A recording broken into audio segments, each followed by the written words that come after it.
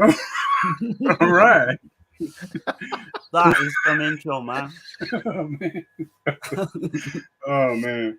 Uh, Oh God, I hope that doctor. don't offend any female well, I'm readers. easily offended by the easily offended. I always say that. So, but no, man, we're back. This is an hour to kill episode 32, and we got our guest Richard Smith from Doomed Moviethon, man, and we're gonna cover. This is his topic that he came up with, Spanish Gialli, which I'm not as familiar, I gotta admit, but and then he has a couple books, Giallo Meltdown 1 and 2, and I didn't have a chance, but I'm gonna put the links in the description. Highly So recommended as well. yeah, man, hell yeah. Hey, look at that. And Thank you. if you want to put it in the chat, man, go ahead. But I'll put it in the description when we get out of here or whatever. But either way, but yeah, man. Yeah, Richard's also there's the like a Eurocult type podcast. Hello, this is a Doom show. Which are you still on the hiatus for that? Yes, we are coming back this year, but so far I'm trying to get a stockpile of new episodes ready. So the work has started. Recording new stuff hasn't begun yet, but yeah, I'm really hoping February or March we're gonna come back strong. So oh, awesome! Yeah, so keep a lookout for that. Yeah, definitely. Yeah, man. And I got his channel in the description too. So y'all make sure you subscribe. He's got some great content, man. He cracks me up with his videos. And the books are just as funny as well. So hell yeah. Well, I knew I wasn't going to be one of those trivia-filled people, who's like doing a deep dive and interviewing people and, getting the research and learning 3 languages so I can cover this stuff. And like, I don't have an encyclopedic knowledge. So I was like, I better be funny or I'm going to have nothing to bring to the table. I mean, it's such an original idea as well. Because I've even thought about maybe recreating that, and I would love to recreate one of them over like a long weekend or something, just for the fun of it. But yeah, you can tell like your love of the genre shines through in those books. Definitely. Oh yeah, I wouldn't do it if I wasn't obsessed with finding everything. So, and I had to call it. I had to call it at some point because the book. I had a chance to do 2 more chapters on Giallo Meltdown 2. Mm-hmm. And I was like, I'm burnt. I've got like 12 films that look like somebody recorded them off of a TV with their phone, but not a nice phone. And then put them on VHS. And then put them on 8mm film and then put them back on VHS. And then it's just awful copies. And I had so many films without subtitles. Because, Google, God bless Google, bless Google, it can't translate shit, like you find a film and it's got, Italian language and Google's like, hey, you want to auto translate? I can do that. And you hit auto translate and your brain explodes because it's the worst gobbledygook. It's translating everything, like not phonetically, but like too literally. Yeah. So it's just gibberish. Yeah. So I had to bail on like a whole stack of films I had no subtitles for. Oh man! And I was like, all right, I'll just pick an ending for this book. So there's still there's movies that came out like the week I've released this. Yeah. This book has been out for like 2.5 weeks. Oh man! And there's movies that are like, hey, there's a Giallo. Here's a Canadian Giallo. Here's this. I'm like, what? Damn. So. There's not going to be a volume 3. This is it. Right? Please stop. Yeah, I'm still going to watch these movies. Let me catch the chat right quick. We got a few people in here. Let's see. Rod Romano, what's going on? He said, I'll catch the replay off to work. What's up?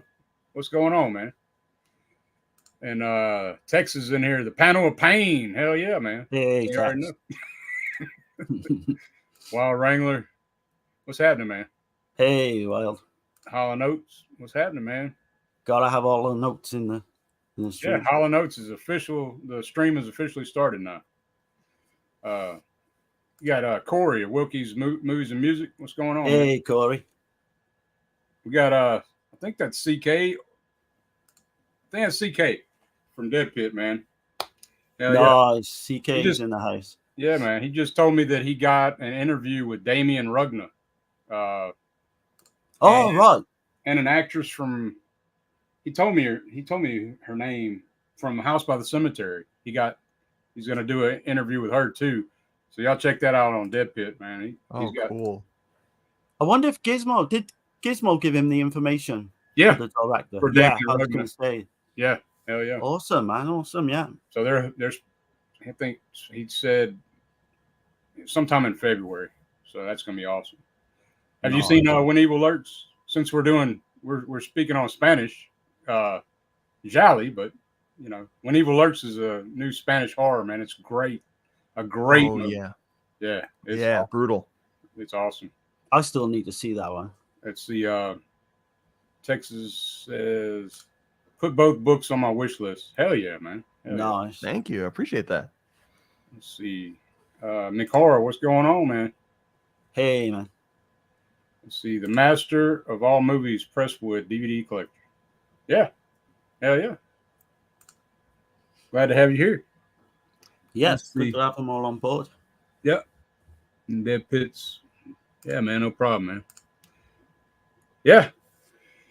But yeah, man, so we got several movies to go over. Yeah. Did you want to start, Richard? Or did you want how'd you want to do it? I'll throw in my couple honorable mentions that okay. We were talking before, and I was like, oh yeah, there's this one. Oh yeah, there's this one. Oh yeah, there's this one. So I pulled a couple of Paul Naschy Gialli that are one of them's kind of obscure, and the reason is that the copy is really bad. It's called The Crimes of Patois, or Los Crímenes de Patois from 1972, and it's really good. And I wish that it would get a proper release because the bootleg sounds horrendous. It's like no matter how far you turn your TV down, it's still too loud. It's just noise. But it's a wintry setting, and it's just solid stuff. And of course, Paul Naschy's amazing in it. Oh yeah. Another one with him is 7 Murders for Scotland Yard. I still need to see. I couldn't find it nowhere. That had a gray market, like I don't think they had the rights to it release a while ago. I forget what company it was, but it wasn't a bad copy. It was one of those. It was my first exposure to clothed versions. The Spanish horror, they were still heavily self-censoring, and they'd film the nude scenes, but those would go to Italy and America and England. But this was definitely the Spanish version, because every time it went to any nudity, it would be very tastefully covered up. I noticed that with these Spanish Gialli. Like, watched No One Heard the Scream. Yep. And it's like there's plenty of situations where there could be, and there's none. Everybody's covered up, wearing clothes. They got sheets over their breasts. And it's like, what the shit's going on? I always found it really ironic that Generalissimo Franco was the reason that they had all this censorship, but then you had their greatest son, Jess Franco, with the same last name. Right. It's like, I just call him Mr. Vagina. Like he's crazy. So they were like communists, right? Or fascists? Fascist, yeah. Yeah, it was bad. Yeah. But so if you were watching a Spanish horror film or a Spanish Giallo and it's got nudity in it, you're probably watching the Italian version or the French version or something like that. My only other runner-up was Trauma from 1978. Yeah. It's one of those movies I'm glad is on Blu-ray. I got it in my stack here. A stack of fun. Yeah. And it's a good one. It's not a great one. I know it's Dirk's absolute favorite. It's gonna be his number one pick. Shit. No, this one's it's got an interesting character. He's got a very colorful scarf. And and he's pretty bland. I mean, this actress, what's her name? I got her name. Agatha Liss. I guess that's how you say her name. I hope I'm saying it right, but she's great. She's great in the film. It's like a bed and breakfast writer. I guess he's trying to. Yeah. But I mean, it's easily figured out, this one. And there's like some weird crap with the dude and a young boy. I don't know, man. I was like, I don't know about that one. But hey, the bed and breakfast giallo genre. That's the sub genre. yeah, that should be It's underrated. all on its right. own. But I like Trauma, I gotta be honest. I watched it first on like an old shitty bootleg. Yeah. And Same. when they come out with the new version, But you got to because we say covered which it Trauma on- too, because there's so many. Yeah. So many damn There's- Trauma. There's 2 Traumas in 1978 alone. Because in Red Rings of Fear, Trauma Yes. as well. Oh my Yeah. god, I forgot. Yeah, Red Rings of Fear, man. There's Hell, you're definitely not going to mix up that movie with this movie. no. No. You'll never figure out the end of Red Rings of Fear, I don't think. No, I don't know I how don't you think so, would. no. I don't know how If you you would. I'm said gonna watch you that. did, I wouldn't believe you. I'm gonna watch that tonight. I haven't seen that in years. Oh my god. Yeah, it's a Oh, good one. that roller coaster scene I love. I Brutal. love that I trilogy. love it. Schoolgirls Jack, and Barrel. That's Yeah. great. Yeah. But yeah, man. Hey, do you want to do this? Do you want to go should we go like one and then go around the board? Yeah. I think I got an important message that I need to put up right quick though. So, all right. Yeah. Here it is. This is not a message of happiness or reassurance, but it is the truth. And it is a warning. That's how I got so sick. Someone called me on the telephone. They smell like a pile of bullshit! All right. Yeah. Someone had to That say scene it. always cracks me up Yeah. on the phone, man. All Yeah. right. Yeah. Man. But yeah, man. Do you want to go first, Darren? I don't mind. Yeah. I've got a bunch that I can mention later on as well, if we get time. But Okay. yeah, You absolutely. want to keep it like this, or you want the full screen? It don't matter to me. However you want to do it. It's fine. It's fine as it is. I think no Okay. one needs to see me in HD anyway. I know it's always kind of awkward, like all the focus is on one. Right. Yeah. So first up, all these. So I watched 10, and they're all totally new films to me. Yeah. So first up I watched was Sexy Cat. Let's get that. Oh, clear. shit. Nice. Huh. Nice. Okay. I haven't seen that one. Yeah, so where to begin with this one? So it's directed by Julio Perez Taberna, the guy who directed Cannibal Terror from 1980. So go in with like low expectations, and he was also an actor in The Killer with a Thousand Eyes. So yeah, like tons of westerns and stuff he did. But yeah, anyway, so the Spanish TV crew are shooting this pilot episode for the show of a very successful like comic book strip, called Sexy Cat. And they basically find themselves being stalked, in real life by this character dressed up as a, Sexy Cat. This opens with a great like POV shot of the original artist getting killed by Flash with this like Venetian dagger. You got then it goes into like you got the detective comes on there then private detective to sort it out. There's killings all related to this comic strip as well, so every week this comic comes out. For instance, there's one called the Coral Snake, and this lady gets off by she gets set upon by the snake. Synthetic Death as well, with plastic bag over the head, and this come a good year before Black Christmas. But yeah, I won't go on too much. Loads of beautiful women, and then you got this detective. He's kind of like God's gift to women, and if you look at him, he's just not that at all. But yeah, I really did like this one.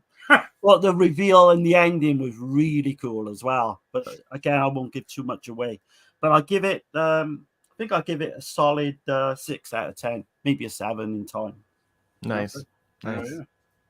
Yeah, I saw that fairly recently, and I liked it. It was good. I was just begging the director to like leave that snake alone. I was like, Oh yeah, I didn't mention that. Yeah, Why you gotta kill the snake, dude? bit of violence in there. Yeah, it's movie magic. You buy a fake snake, but other than that, I found that one I think stylish and weird, and the comic book, all the comic book stuff was really fun too. it looks gorgeous as well. There's a print on YouTube. I don't know where they got it from. I put it onto a disc and kind of upscaled it as I watched it. But I mean, that one needs Forgotten Gialli 7 or 8 maybe. That would be great. Okay. Well, yeah, man, I got one. I don't have a physical copy, but this one kind of tripped me out because I was like, what the hell is this really? What we're doing here? But that's 4 Bullets for Joe. Right, I've never seen that. I've never heard of this one. it's a Spanish Western Giallo, man. And in the old West, there's a black glove killer. Like, it's a mystery. Came out in 1964, and I was like, wow, holy shit, man. And so it's kind of like so it's directed by Agustin Navarro, and this guy Henry at the very beginning, he's leaving this chick Helen, and she's like, you're leaving me for that other girl Katie, and she's all pissed off. She's like, no, Henry, don't go, and all this, and he leaves, and as soon as he's on his horse and he's gone, yeah, he gets 4 bullets. And I don't know why it's called 4 Bullets for Joe, because his name was Henry, but he got 4 bullets. And nobody knows who did it, type of shit. And then so he like I said, then Helen and her ranch hand blame Katie and saying that she did it. So she gets sentenced in the town or whatever. And then she's hysterical. She runs out of the court into the streets and gets trampled by a damn wagon, and it kills her. And then I guess her brother comes to town. He's pissed off. He wants revenge. But then that night, I mean, the black glove killer shit, man. In 1964, you see the lantern turn down, and you see the black glove do it, and then it strangles Helen. And then it's killing everybody that's sinister. The killer's killing everyone that's sinister and anybody who had to do with it. The ranch. Nice. But yeah, man, it tripped me out. I was like, might not be for everybody if you're not big on Westerns. I'm not like a real big Western guy, but I had to check it out because I was like, I'm intrigued by this. So has that got a release, Dirk? Do you know? I watched it on Tubi, man. So, did it look good, the print? Yeah. I mean, it looked good for 64 for sure. Yeah. Okay, I'll note that one down. Yeah. But yeah, it's not just one kill either with the black gloves. I was like, you got somebody getting strangled in the like a river and like all kind of shit, man. Nice. Yeah, because what's funny is the Italian spaghetti westerns, which of course were filmed in Spain. You know, those that have Giallo like qualities, they don't sound as Giallo as that one does. Like, there's a couple of them, maybe like 3 of them, but they were really technically Giallo. They definitely didn't have black gloves, didn't have like that much of a mystery plot to them. But nice, I want to see that. Yeah, man, it's like black gloves, like blood and black lace black gloves. I was like, hell yeah, what the shit? But yeah. But yeah, man, I guess it's on you, Rich. All right. I've got one called "The Killer Is Not Alone" from 1975. This one is, so far as I know, doesn't have a release, a proper release. But you guys, I'm on Instagram. Right. You can hit me up. I can try to help you guys find a copy of that one. It's a serial killer story, so there's not a murder mystery. There's the mystery of like, why is this person doing this, but it's really mysterious, like tone and atmosphere. It's kind of like it almost has a lizard in a woman's skin kind of vibe when you find out what's going on. Cool. And this dude that's the main guy is just haunted. He's just so haunted. He's not my favorite actor on the planet. He's he's kind of like about as exciting as a jar of peanut butter, but all of the rest of the people in the movie are really good. I think I said in the book that, like, I said he was boring, but at least he's ripped. You know, like, Right. Yeah. he worked really hard at his freaking abs, so that's something. But no, I recommend it. It's a solid one. It's just weird enough to make up for like some of the, I'm not a huge fan of the whole let's follow a serial killer around movies. Right. If I want a Giallo, I really want a Giallo, I have seen that in the past year, and it's kind of like you say, it's like almost like a character study, rather than it's not really a mystery or anything. But there's a lot of those. I've What's heard the of other that one? I've The just killing. never had a chance to check it out. The Killer of Dolls is another one that's a lot like I that. love that film. I think that Darren was good. He watched that recently on. Yeah. We got a good friend of ours, Gizmo. He does this other stream called "There's Something Rotten in the Collection," and he does what we do is bring like 25 movies, and they got to be movies we haven't seen, and then everybody votes. We pick 5 films, so you got 2 weeks to watch 5 films. But anyway, yeah, that was on my list. I remember it being good. Yeah, I enjoyed it. I got the old ZDD. That's a crazy cover art too. I like it. Still need to check it out. But yeah, that's it for me. Yeah, man. Do you want me to go next? Yep. Yeah. So next up is you could even say it could be a banger, but Blue Eyes of a Broken Doll.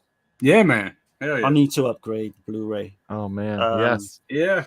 Yeah, we'll first time watch. Just wait around a little while. We'll get a 4K. Probably, yeah, probably.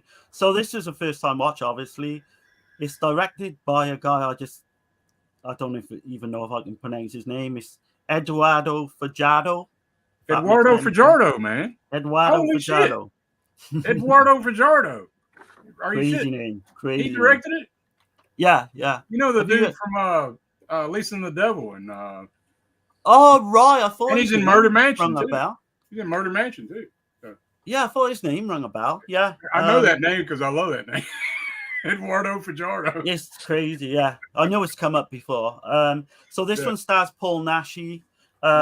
He's an ex-convict troubled by his dreams where he gets visions of him strangling these women. He's hired by like a caretaker of this estate, which is owned by like 3 women. So one of the the women kind of gets him into kind of be like a caretaker. But yeah, this one is just crazy. You got a serial killer, or while he's there, there's a serial killer in the background. He's often women with blonde hair, blue eyes. The theme to this, can you remember the theme to this? It's so goofy but brilliant, and it just does not like fit in with the tone of the film, but it's brilliant at the same time. Yeah. I mean, once I started hearing that theme and it's continuous, you just can't get it out of your head. But yeah, the 3 women, the 3 sisters. There's one who's like a red-headed nympho. Another one's got this prosthetic hand that looks hideous. But oh yeah, you thought she was a nympho? Yeah, big time, big time. That's just a natural woman. What are you talking about? Exactly, yeah. For that time period, yeah. She gets especially locked in these films. Her sister locks her ass in and shit. Yeah. All of them seem deranged in some way, shape, or form. But that can be like explained, I suppose. Yeah. The other one's in a wheelchair. The doctor thinks it's all in her head. So yeah, you got Paul Naschy again. He's this big, sweaty man who seems to be irresistible to women. Yeah. I find it so funny, man. He's topless and he's chopping wood and oh boy, he's practically licking his own biceps. Yeah. And of course, him topless chopping wood gets too. too much for Nicole. Right. But there's a weird love triangle going on in this. There's a whole kind of backstory where their mother was insane and I think their father ran off with some young girl or something. I don't know. It's crazy. Yeah, you have got the animal like pig slaughter scene in this, which I thought was just unnecessary and Yeah. it Yeah. doesn't fit with the film at all. Nah. Yeah, I wouldn't be surprised if. Well, this wasn't during the video nasty time, was it? No, this is 73. Right. So, but I mean, yeah, I don't want to like linger too much on that, but it's around us. If you do watch it, it's just kind of flick through it. It's a bummer, but that it's in the movie. But for not to defend it because they shouldn't have filmed it, but it's clearly butchers. It's clearly a village, and Yeah. people are going to get fed. Right. But it's like one of those things like that ain't entertainment. Right. Yeah. It's just a shock kind of value thing. But I always say with like Cannibal Holocaust, the animal violence is kind of, you need to watch it with the animal violence to get the full effect. Yeah. But this, you don't. What were they doing though? They were like, she was like, hurry up and get that blood because they drained the blood from the pig. I don't think it's ever mentioned why, is it? The girl was running off with the blood so it don't curdle. He's making blood sausage. Yeah. Yeah, it's really weird. It just doesn't. Yeah, it doesn't fit with the film. But really cool atmosphere. I love the death scenes in this. And I thought the whole reveal and was cheesy as hell. I think just a good time watch, really. So I give that like 6 out of 10. Yeah. Well, I'm gonna be that guy, Darren. I'm gonna be that guy. Sadly, Eduardo Fajardo did not direct that one. Okay. Oh right, where did I get that from? I don't know. Like, what the hell? He directed a movie. I was like, oh my god, wait! It was Carlos Alred who did. Did he star in it? Then I might have made a mistake. Yeah, I think he's in it. Right. But, okay. Yeah. But no, Carlos Alred did my favorite Spanish horror film of all time. He did Horror Rises from the Tomb. Oh yeah, hell yeah. Yeah. Well, I'm glad you put me straight on that then, because I would have been thinking. Yeah, man. I hate to give false information as well, but I tripped out. I didn't realize that Eduardo Fajardo directed. I was like, holy shit. That was basically, coming up like an hour before the stream. That was my last one. I was kind of rushing it. Just saw it. Yeah. Right. I just wanted to get my actually glasses on. Well, actually, Darren. Eduardo Fajardo. I'm totally fine with that because I'd rather you do that instead of giving bad information out. Let's see. Let me catch the chat right quick. Let's see. I think people are just talking amongst themselves for the most part. McHar says, did y'all care for Destroy All Neighbors? I'm not familiar with that one. No, I'm not sure of that one. Yeah, that just came out. I have not seen it yet either. It looks really fun though. Okay. I think it just dropped on Shudder. Wild Wrangler says about to watch Ghost Keeper, 1981. Okay. Yeah. I hope you're still awake. No, yeah. I love Ghost Keeper, but I love the setting and that. Is this I haven't seen that. Setting? It's very sleepy. Yeah, very snowy, very sleepy, but it definitely is a worth a watch, especially when you got some coffee. But that's the only thing bad I'll say about it is it's very sleepy. Yeah, atmospheric. Yeah, totally. And the master of all movies, Presswood, says, "My name is Sarah." Well, glad to have you here, Sarah. Hey, man. Welcome. Let's see. 71 saying, "Hey, how's it going?" Hey, 71. And you got Anthony's Horror More. What's happening? What's up, pimps? He said. Hey, Anthony.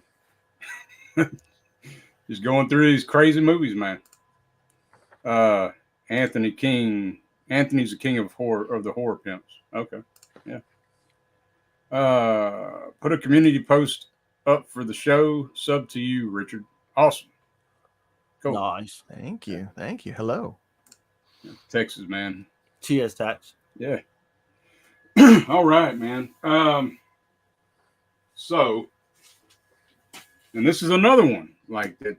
Never seen it. This, and matter of fact, I was just briefly talking about it. No one heard the scream, and yeah, so I think they ran to this one. And I don't have a physical copy, but here's the cover art. For anybody that's interested. Nice. Damn good one. Damn good reveal. Didn't see it coming. I was like, holy shit on the reveal. But it don't take it away because it's a great story. It's shot really well. The acting's great. The location, there's several locations. but the way it starts out is there's this high dollar prostitute, and she's kind of tired of her life, so she wants to make a change. She's supposed to go to London to this wealthy John, and she decides not to. She just goes to her apartment. Well, there's nobody in the apartment. She thinks she's alone, and then she starts hearing a noise. And well, no, I think she knows that she has one neighbor. I think, and that's and I'm blanking on the damn name. What's this guy's name from? He's from Cannibal Man too. I was going to say he looks like Same a damn guy guy. from Cannibal Man. I can't think of his name, but damn. Anyway, she meets him, and his old lady's looking at her kind of sideways, kind of shit from the very beginning, and then she kind of does her own thing, and then she starts hearing a commotion, a noise, and she goes and checks, and she sees his ass moving a dead body to an elevator shaft.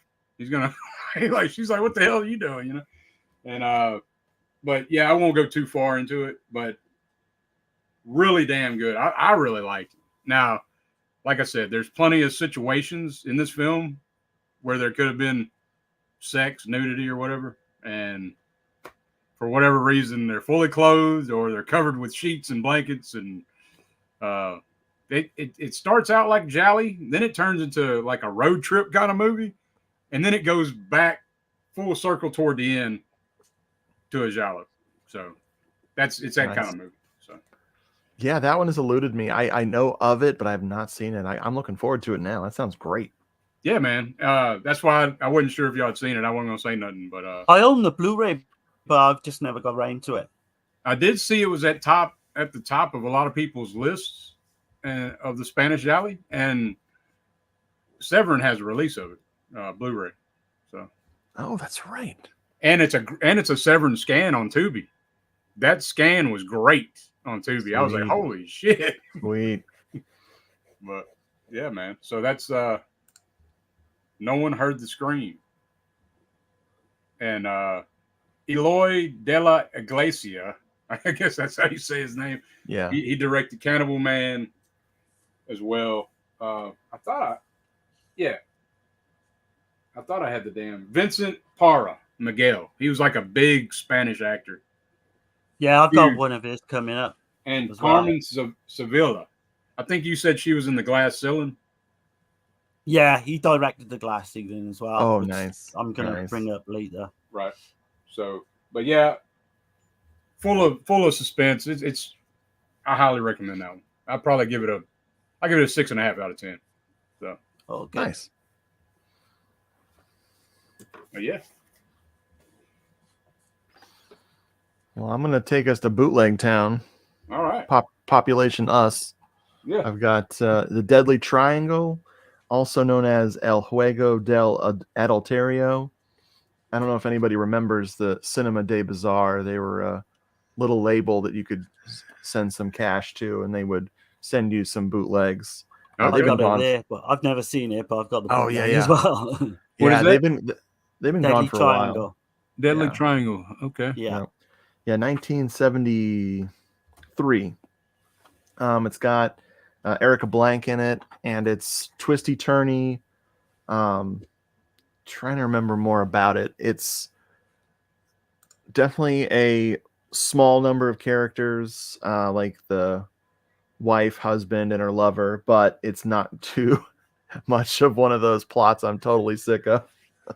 Right. But yeah, it's just really solid. Gets pretty gnarly with some like rotting corpses and stuff, and there's definitely hippies, so be careful if you're allergic to those unwashed masses. Oh, do they got braided armpit hair with beads hanging off? There's definitely a hippie opium den happening in it. Oh, so okay. So a lot of that's where much- Darren was right before we started recording. right. Right, Yeah. exactly. A lot of mash in action, huh?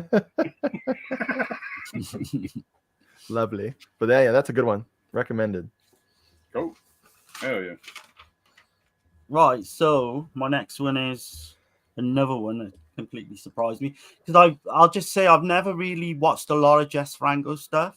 Yeah. But I've done Yeah. 3 for this stream alone. Okay. I mean, I like them all, to be honest. So this one Nice. is Silence of the Grave. Yeah. Oh yeah. Yeah, I It's gotta- also- No, I I gotta- think it's like this really weird Spanish title. What's that? Dirk? Oh no, I was just saying I got an image of that right up here at the top over there by the cave. I don't know if you can kind of tell or not, but it's like a Oh right, okay, yeah. where that skull is or whatever. But I know I got a lot of stuff So- covered. Shit. Yeah. So this one totally surprised me. It's 1976. You got like an actress and her entourage. They spend like this weekend on an island in the Atlantic. They got like a child staying with them, who ends up getting abducted. And they get this big ransom note. And basically after that, they're just being bumped off one by one. So you've got Annette, who's this beautiful like actress. His sister Valerie, like deep down, can't stand her, hates her, wants to kill her.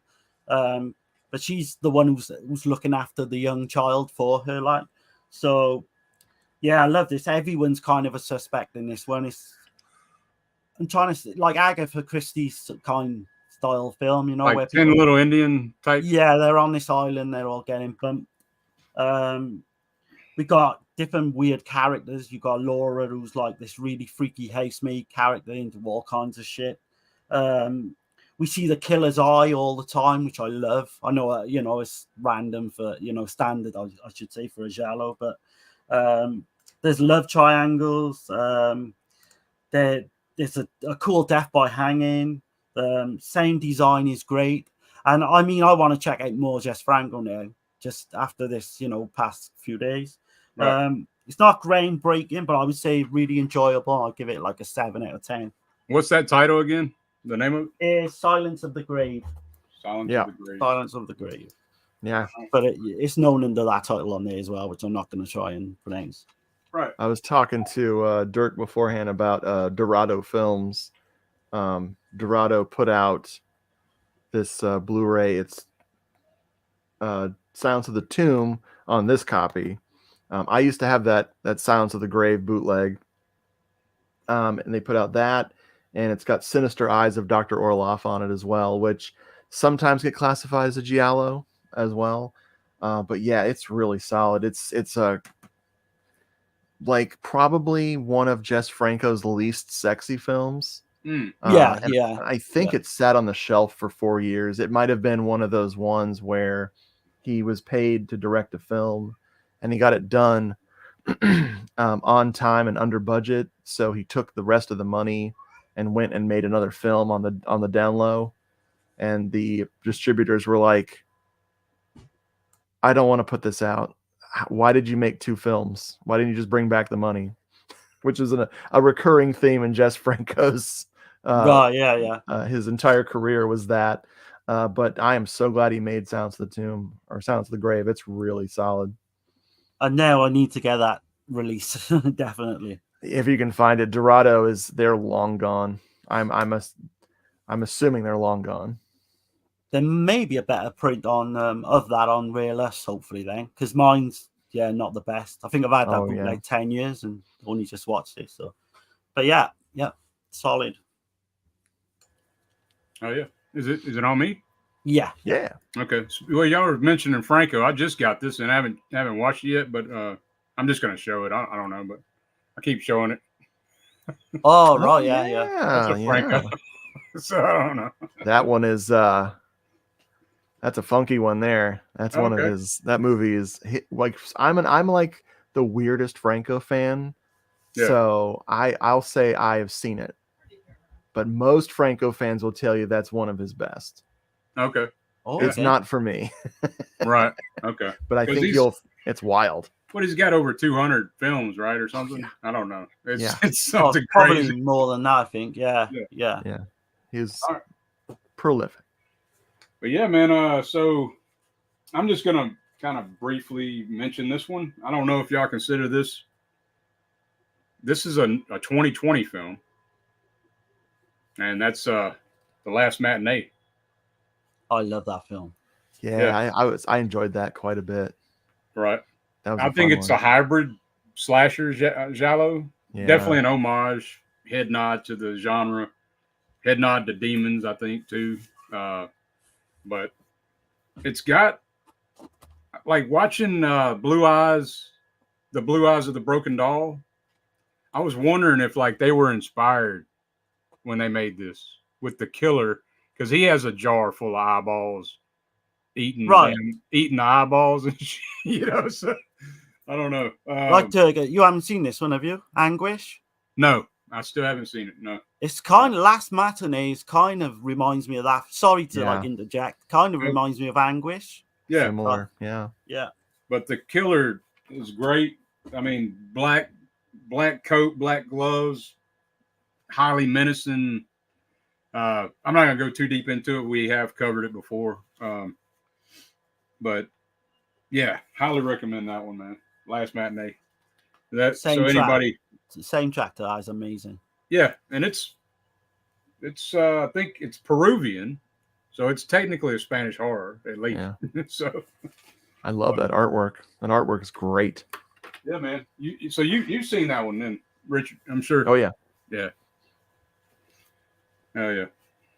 Let's see. All right. Let's see. Let me catch the chat right quick. Let's see. People are talking. The mayor. What's going on? Not dirty, smelly hippies. Yeah, man. Hey, man. Nope. No, I'm good. Hair's too short. Let's see. Anthony's. Yeah, everybody's talking. Last Matinee is stellar. Yeah, man. I highly recommend anybody that hasn't seen it. Check it out. Anguish is awesome. Yeah, for whatever reason, man, I've meant to watch that for years and still have yet to watch it. Oh man, yeah, it's a great film. I like The Last Matinee. Yeah, I got The Last Matinee for $11 about a year ago on Hamilton Books. Unfortunately, no slip. Yeah. Hamilton Books is great to get shit, man. Richard has quite the collection of films in his background. Yeah. Yeah. So yeah, if you look, there's back here is like manga and comics, but then right next to it, the movies start, and then the movies go almost to the wall over here. So it's three shelves all the way to the ceiling, of course, and then after that's all the books about movies. And then my wife's cookbooks at the bottom. So yeah. I mean, it gets pretty sick and twisted in her cookbooks. I don't know, man. That's pretty freaky. That's the real freaky shit. No Hannibal Lecter type recipes. But, yeah, man. But yeah, I think it's Richard's go, or is it Darren? Yeah. Okay, Yeah, Richard's. Yeah. Okay, I'm getting twisted. So Dirk's getting twisted. So this is I don't know how this one's a giallo, but I'm not gonna, hem and haw about the plot points on these things, but I love this movie so much. It's called The Feast of Satan from 1971. Okay. It's out there, pretty easy to find, I think. But it is just like, what's a good film that would be a good double feature? Probably make a good double feature with All the Colors of the Dark. Oh. Ooh, nice. Okay. And it's would you say lizard? Totally. Would you say lizard in a woman's skin as well? I wouldn't put it past that one. This one has the cult aspect to it, which is why I thought of All the Colors of the Dark. But it's Krista Nell and Teresa Gimpera, and it is totally insane. It's about this guy named Dr. Nescu, and Dr. Nescu is this like cult figure who has like women falling for him. He has special powers of hypnosis, and he does all this really silly shit in the movie. But this girl's sister is driven insane and from being involved with this guy. So, she wants to know what's up. So she goes undercover. becoming his lover to find out what was going on. An undercover lover. That's what I said. And it's just so much fun. It is like, it has some comic beats in it. Like he has like an Igor kind of guy following him around. And he makes eyes at the one lady like, hey, baby. And she throws her drink in his face. And it's just the funniest shit ever. So highly recommend Feast of Satan. Feast of Satan.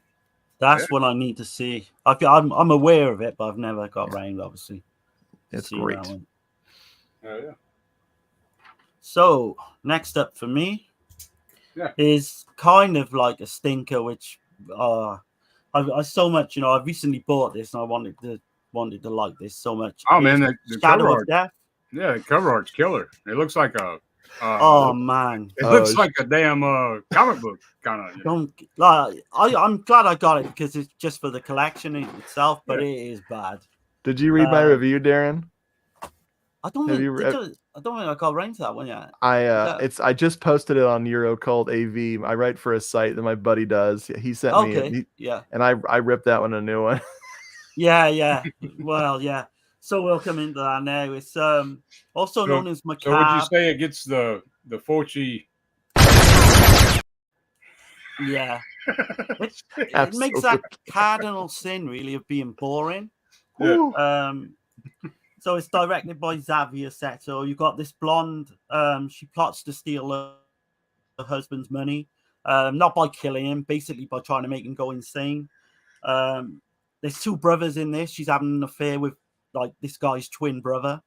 And I don't know, but like obviously Richard must feel the same way. But it's like I hate twins in films. It always confuses me. And this guy is like how can I put it? Like a paint shop fucking Richard Burton. If you look at him, he looks exactly like Richard Burton. He could have played his like stunt double at some point, like back in the early 70s. Right. You got Gianmarco Rossi Stewart. I know I'm butchering that. He's in here. He's playing like this blackmailer. You got like a really funny scene on a train later to come. So yeah, he's playing this blackmailer. There's this big kind of love triangle thing going on. And what do you think of the ending, Richard? The Scooby-Doo ending? Man, that is shit. I know I understand they did this before, Happy Birthday to Me, but I mean it's so shittily executed. Is it better than the card player? Oh no, I don't even like the card player that much, but I would watch the card player. I think he means the pregnant ending of the card player. Yeah, I'd take that over this one, I think. Oh, okay. Oh, damn. Yeah. Okay. But yeah, it's just really boring. I'll give it like. Go on. Yeah. Well, my issue is the lead actor, the dude playing twins. Yeah. He sucks. Right. He's bland, and he's just so bad. Oh my god.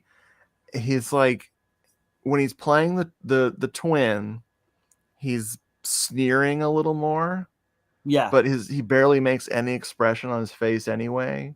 Exactly. So I'm like, I don't even know who I'm looking at. Is this the twin? And then they did let's twist things up a little bit so she doesn't know who it is either.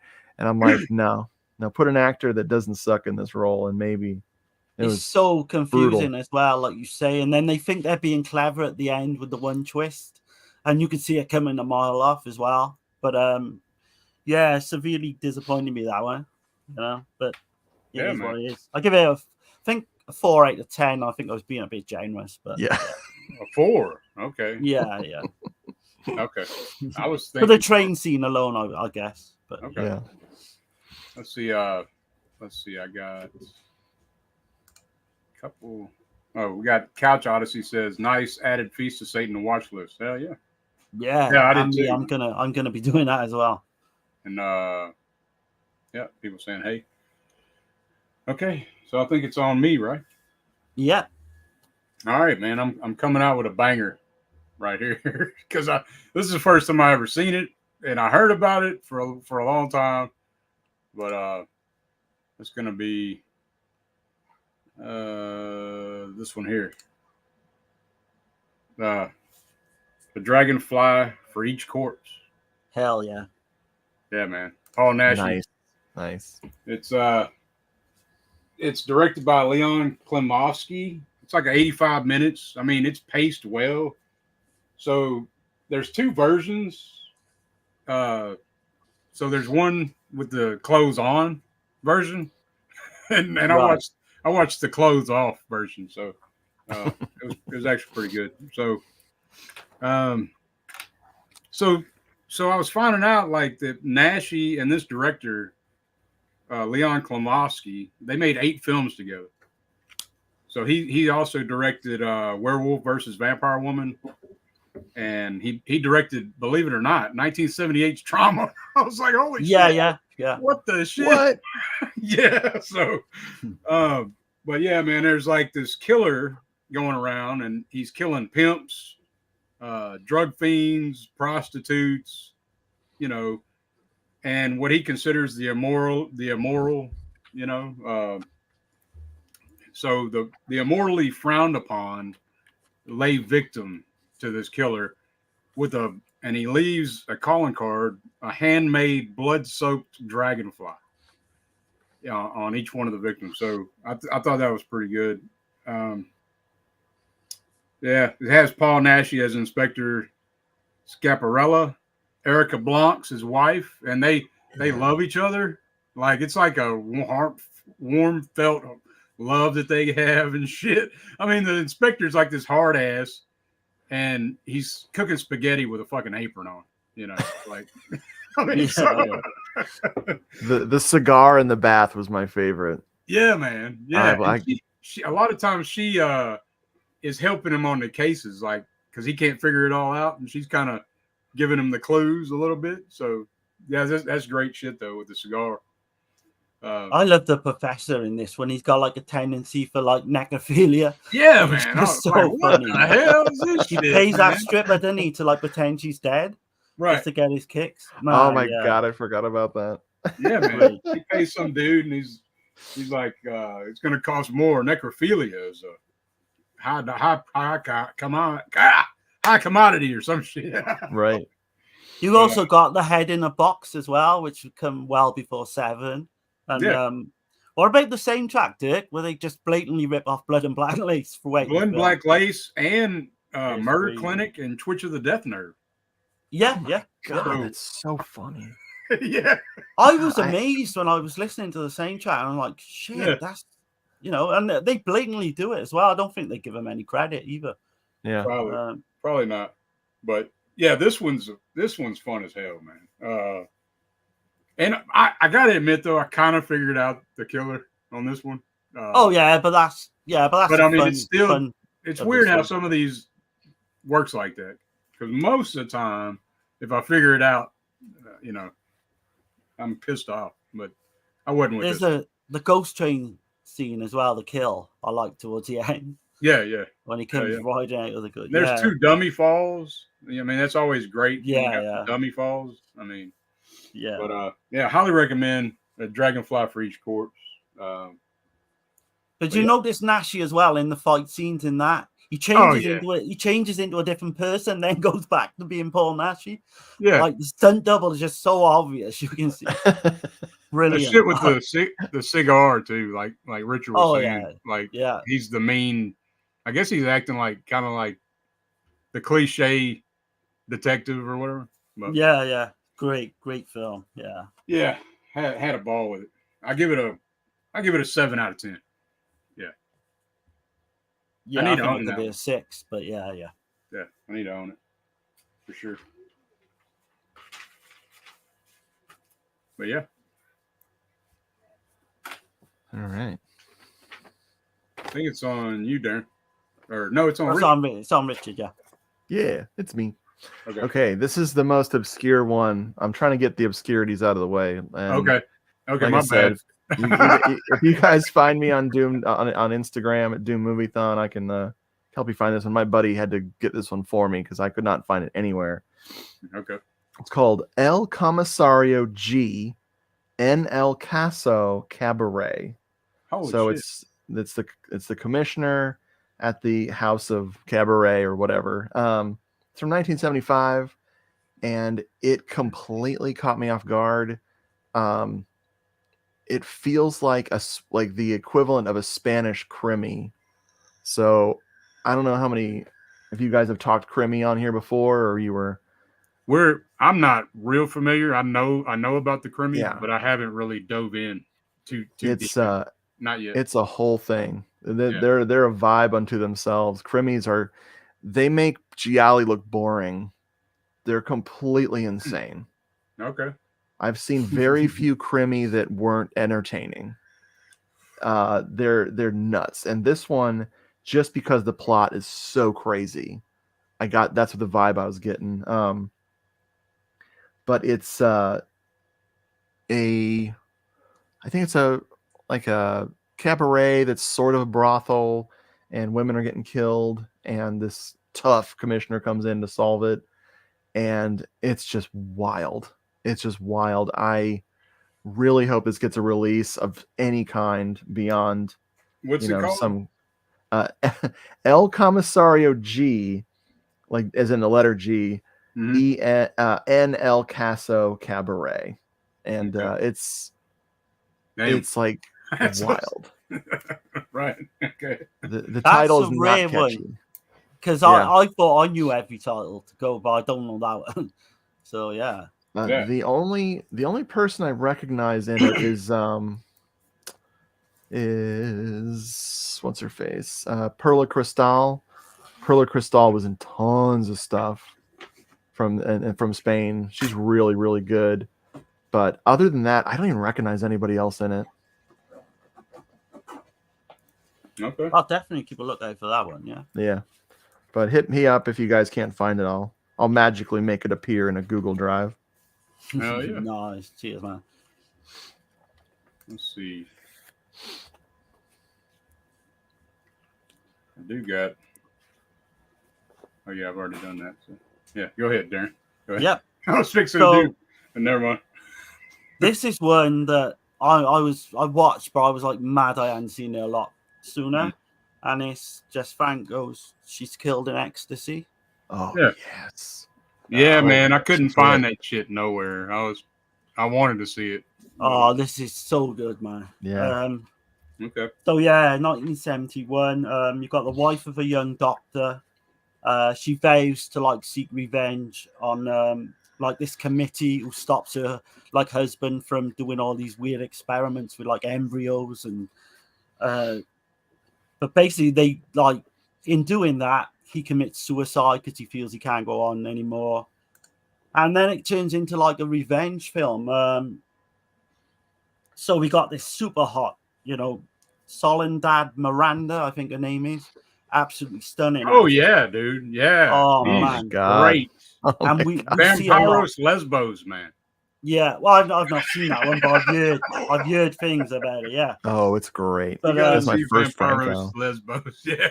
Classic. Well, now I am. Yeah, definitely. But sorry, I didn't mean to interrupt. But no, that's fine, man. When you said her name, I was like, holy shit, she should have done more. But she, on a little backstory, she died very young in a car crash with her boyfriend or fiance or something, but very young. Oh, never.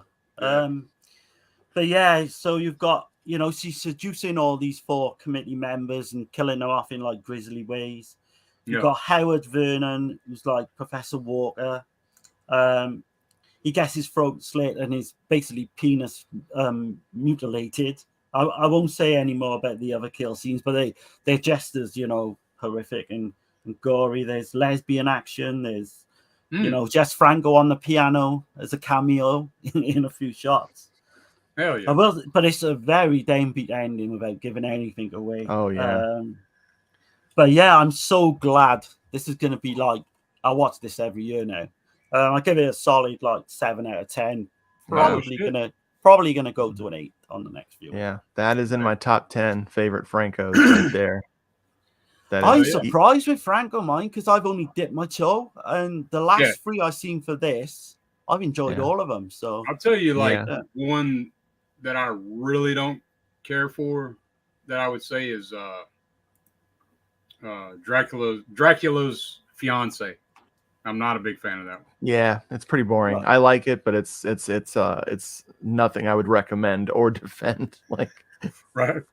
In case y'all haven't done that yet, y'all do this here.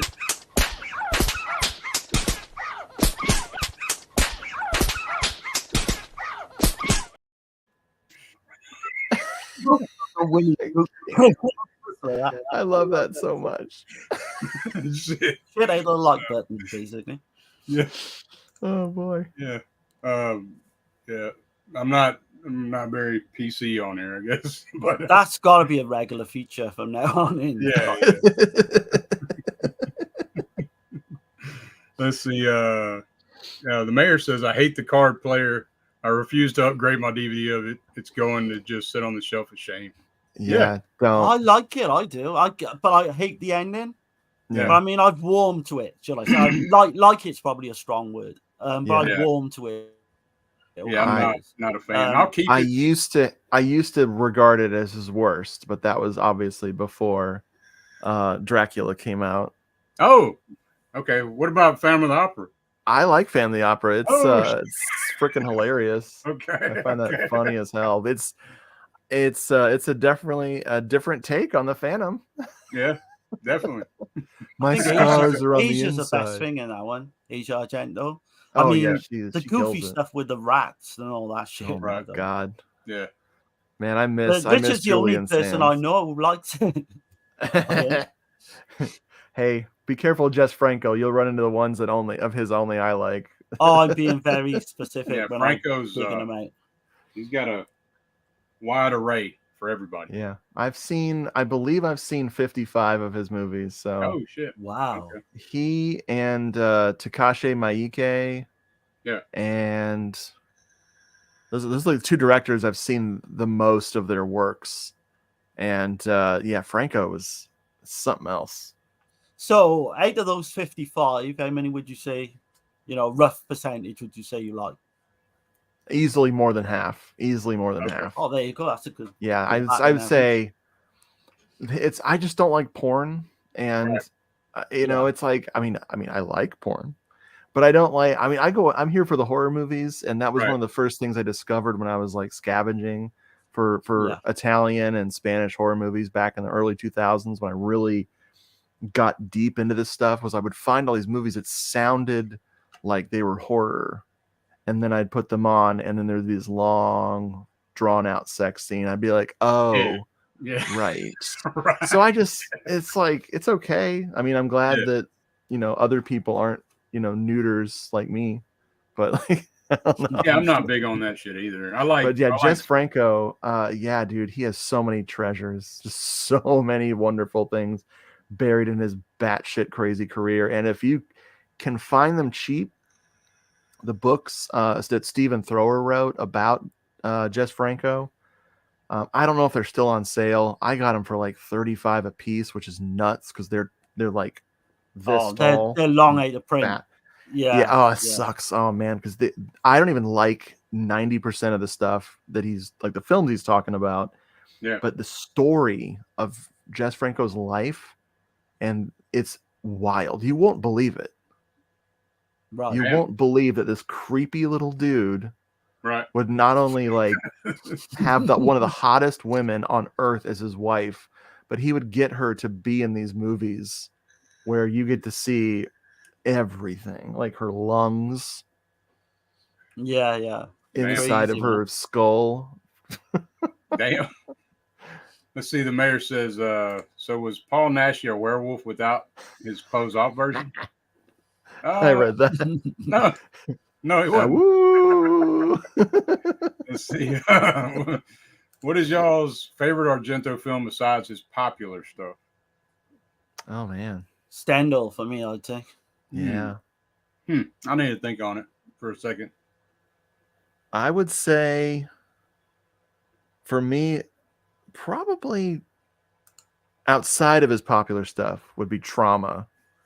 Yeah, because that was one of my that was like my second Franco, my second Argento I ever saw, and it's always been. I get bummed out when people harsh on it. I'm like, look, it's Argento in the '90s.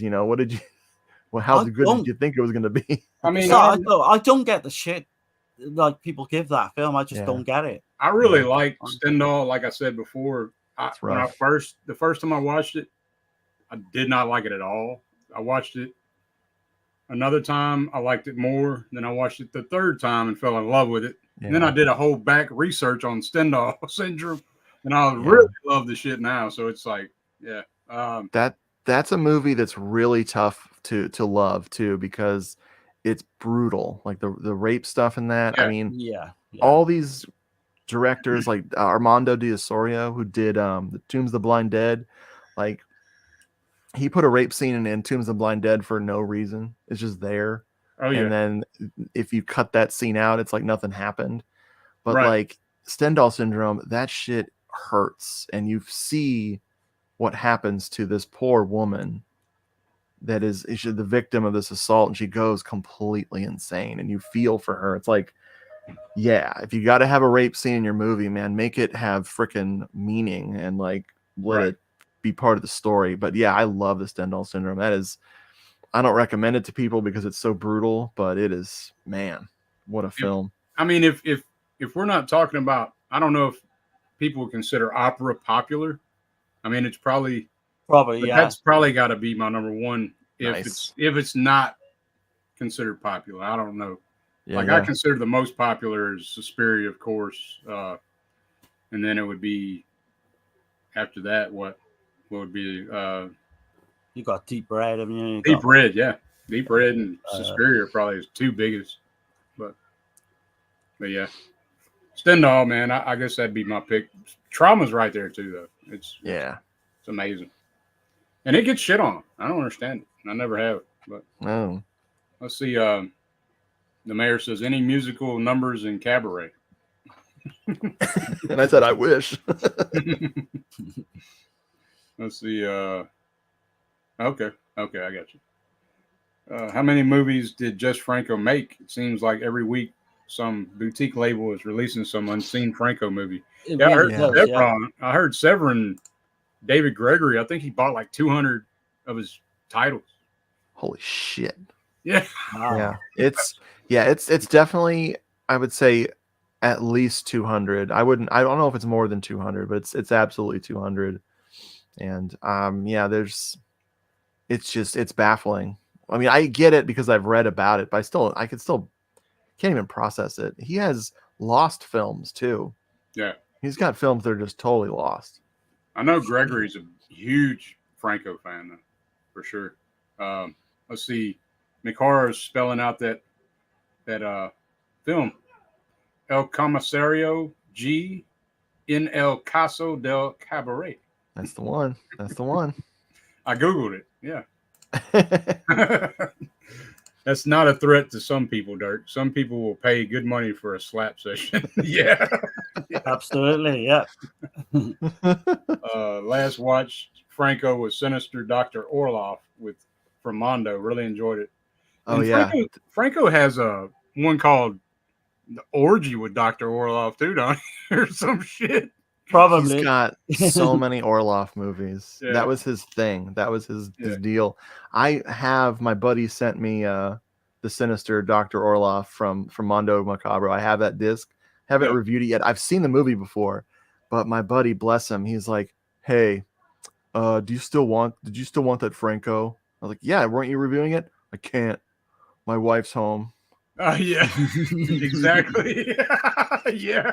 Yeah. Right. I was like, "Send it over, dude. I'll take care of it." Right.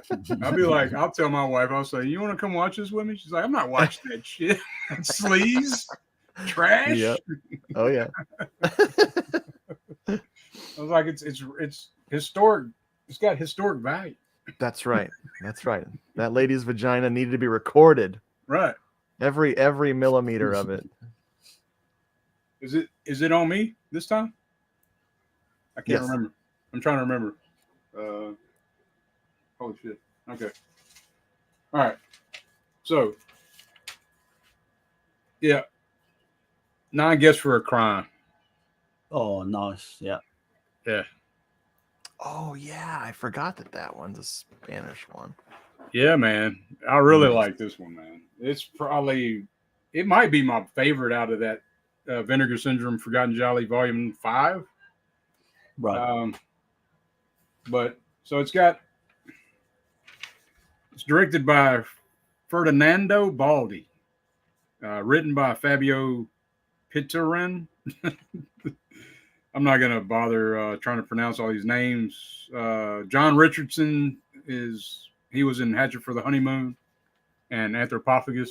So it basically starts out. There's this couple, they're getting it in on a beach, and these guys come up with shotguns, man, and just blow this dude away, man. And they dig a shallow grave in the sand and throw him in there.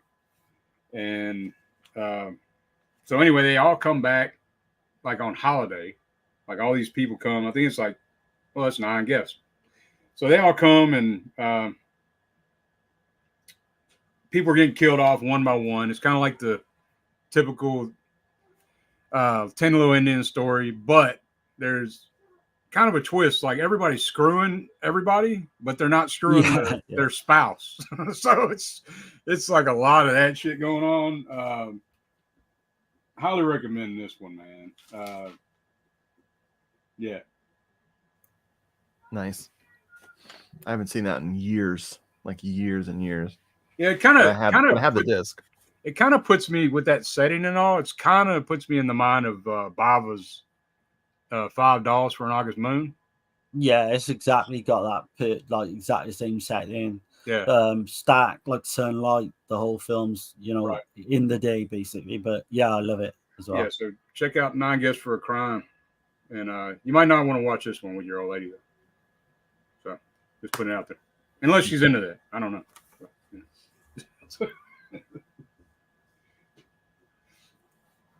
But yeah.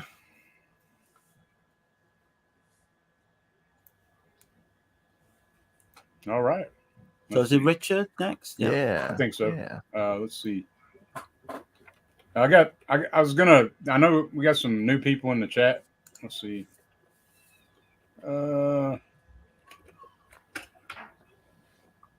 Let's see. I have whatever Orloff movie that Kino Lorber put out. Yeah. What is that one called?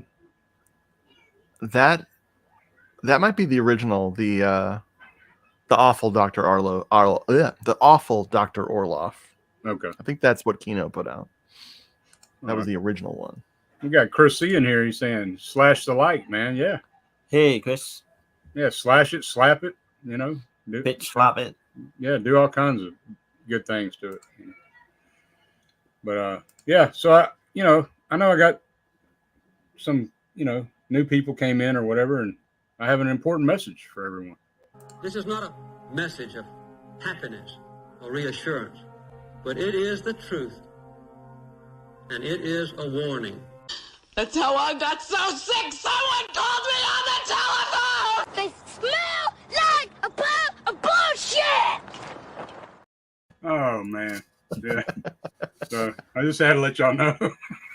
So, all right. That was Jimmy Carter's most consistent message during his entire freaking presidency. Right. Yeah, man. So yeah, go ahead, man. Rock on. Okay. I remember I said I had the most obscure one before, but I lied. I'm a liar. Yeah. This is Hand of the Assassin from 1967. I like the title. I like that. It's name. called El Rostro del Asesino. This one is very vibe. I'm always looking for that Euro horror or Giallo vibe that just gives me that like warm feeling inside from these movies. And this one is like almost the whole movie is the vibe. It's about this couple who are trying to turn this dilapidated old castle into an inn for people to stay at. Now, why there's like 10 bubbling cauldrons of fog in the basement, I don't know what they're there for. Atmosphere? Yes, they're definitely atmospheric. They keep cutting to these cauldrons Yeah. down in the basement, and I don't understand. It feels like it's from another movie. I don't understand what's going on. But a guy shows up. One of the guests shows up, and he has this huge suitcase full of cash that he drops in the lobby in front of everybody. Yeah. And then all the shit starts. All the shit starts because these people are all greedy jerks.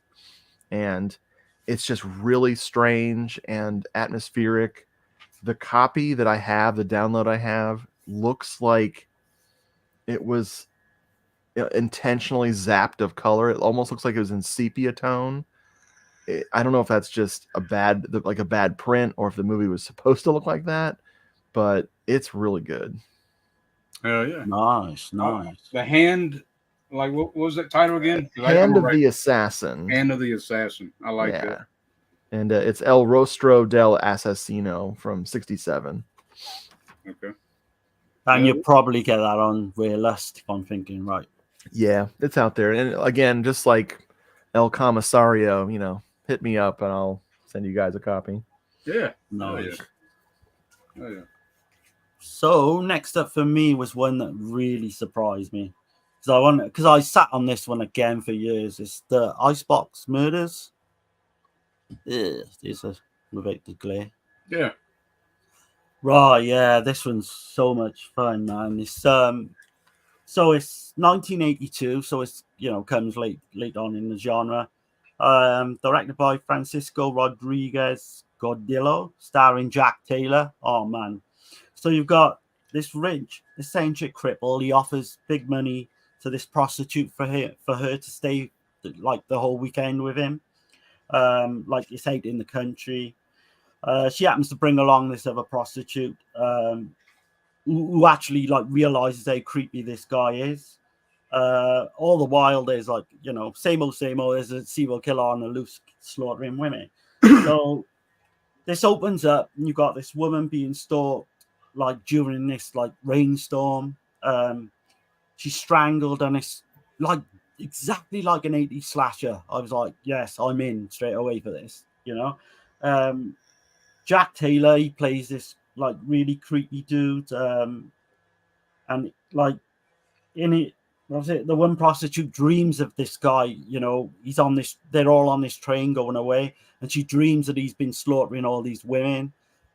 She wakes up, thinking it's reality, which is, you got this weird manservant guy that, he's like Jack Taylor smacks the shit out of him and treats him like shit constantly throughout the film. There's a great disco scene. There's something in this film. I don't want to give it away, but it's so fucking brilliant. A certain character. Let's put it this way: a certain character or a certain actor plays a character twice, and the only thing they do is like put a wig on him and shave his mustache off.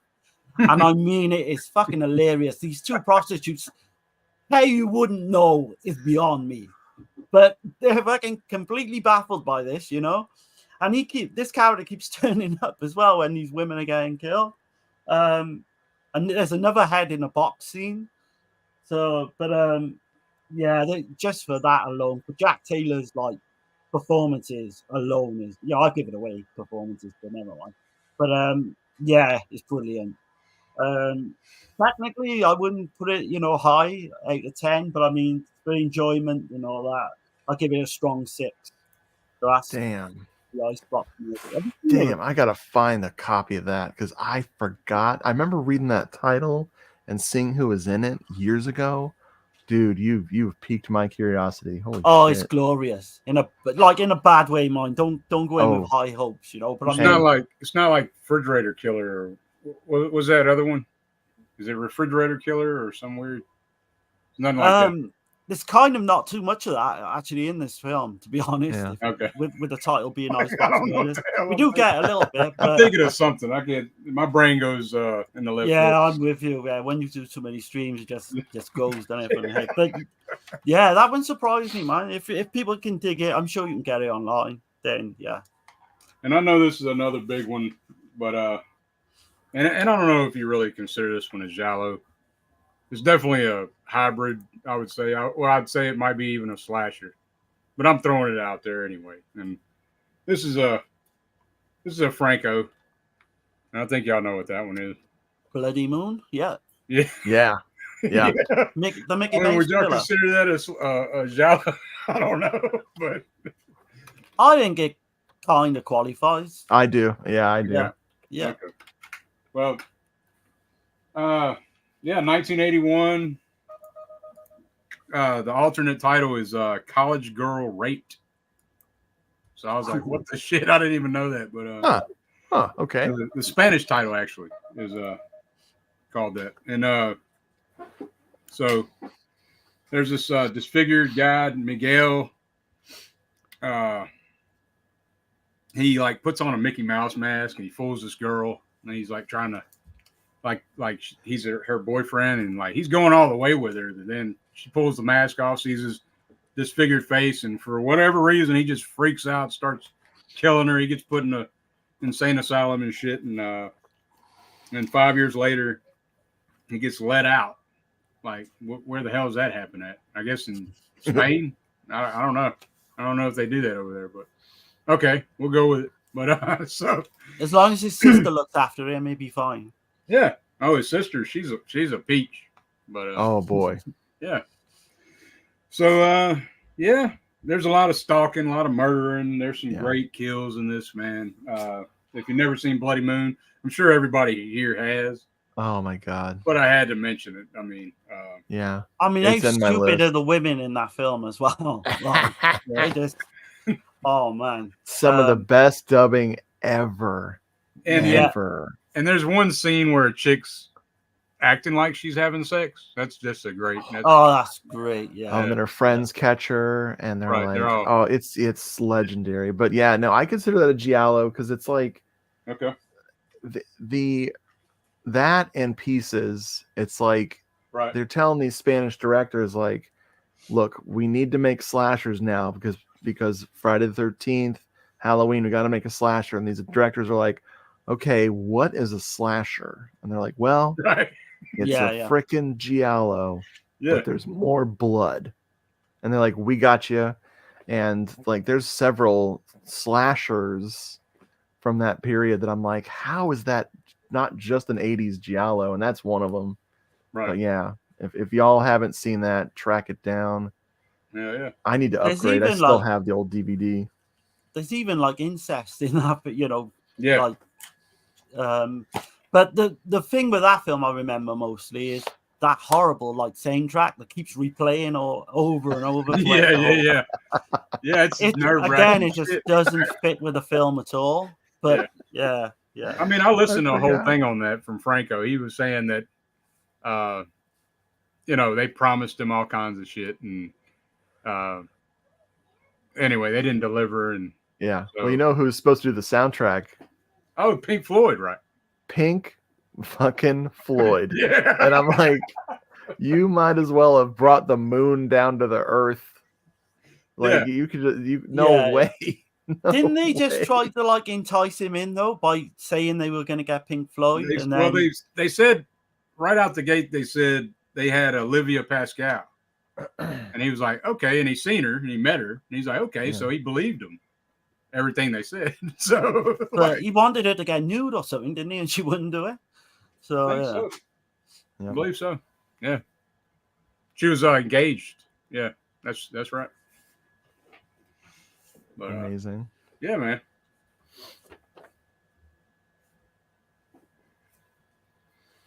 All right. Yeah, man. Let's see. Yeah, I think everybody's just talking to each other. Yeah.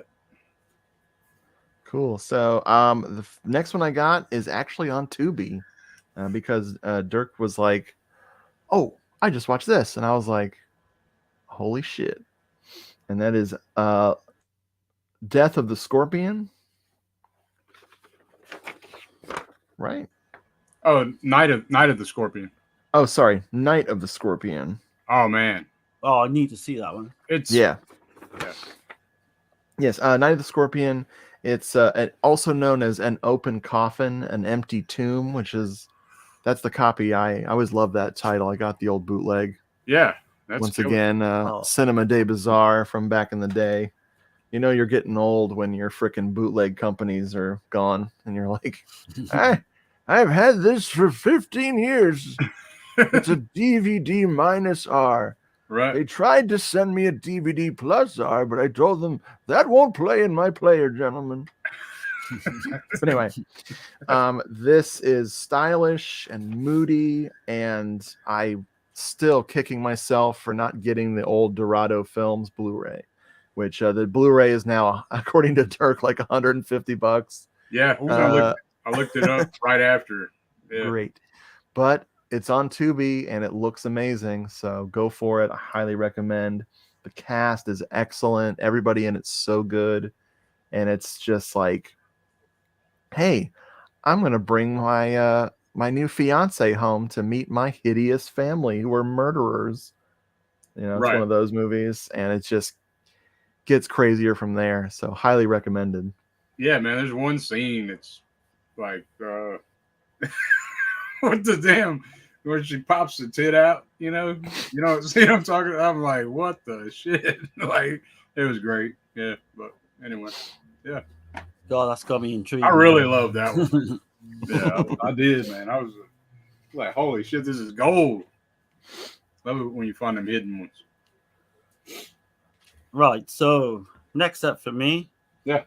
I had this one off Gizmo. It's Venus in Furs. I haven't got the proper it's a legitimate DVD, believe it or not, but it hasn't got the covers.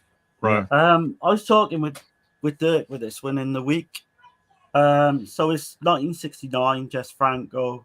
A musician digs up his horn on the beach, only to find the corpse of like this beautiful woman. She washes up dead, you know. Played by Marina Rom, who's like super hot. Yeah. So what struck me about this film was how much like it's like Short Night of the Glass Dolls, because you've got this character who's narrating flashback scenes, and we go completely through, you know, the whole murder mystery and all that. Yeah. I mean, oh man, Aldo Lado must have seen this. Well, it is kind of, I would say, you know, it's not exactly though. You know what I mean? Like, but no, I don't mean nothing is really like 100% exactly, but I think it's enough to like open someone's eyes up, you know. Pinsky's out his damn mind. I know that. Yeah. So, but Pinsky's in this, like, and he's like this super rich guy. He leads this woman like, and they badly beat her and kill her, and they drink blood from her neck, and that's just the opening scene, man. Right. But yeah, you got this love triangle with Jimmy, you know, this horn player, Rita and Wanda, two like stunning actresses as well. There's this really trippy song that plays, you know, Venus in Furs all the way through, which is great. Yeah, so like towards the end, you got like this other girl turns up, Olga, and we got like this lesbian sex scene. Again, I don't think would be Richard's cup of tea, but oh, it's wonderful. Like the Giallo jazzy soundtrack. Now, I'm not saying I don't enjoy certain things, but yeah, when it's I know what you're saying. Keep the scene around 20 minutes or less, or else I'm gonna be like, okay, what am I doing here?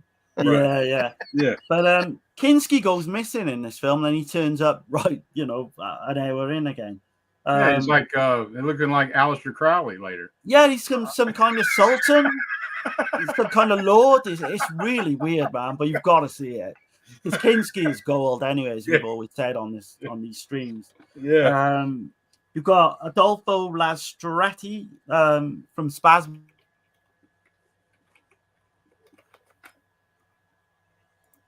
Oh, you froze.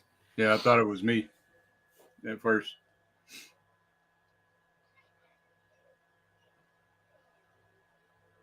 Yeah, he said he had some bad weather going. Let's see. I don't know. I might have something I can play right quick. You can always do something like this.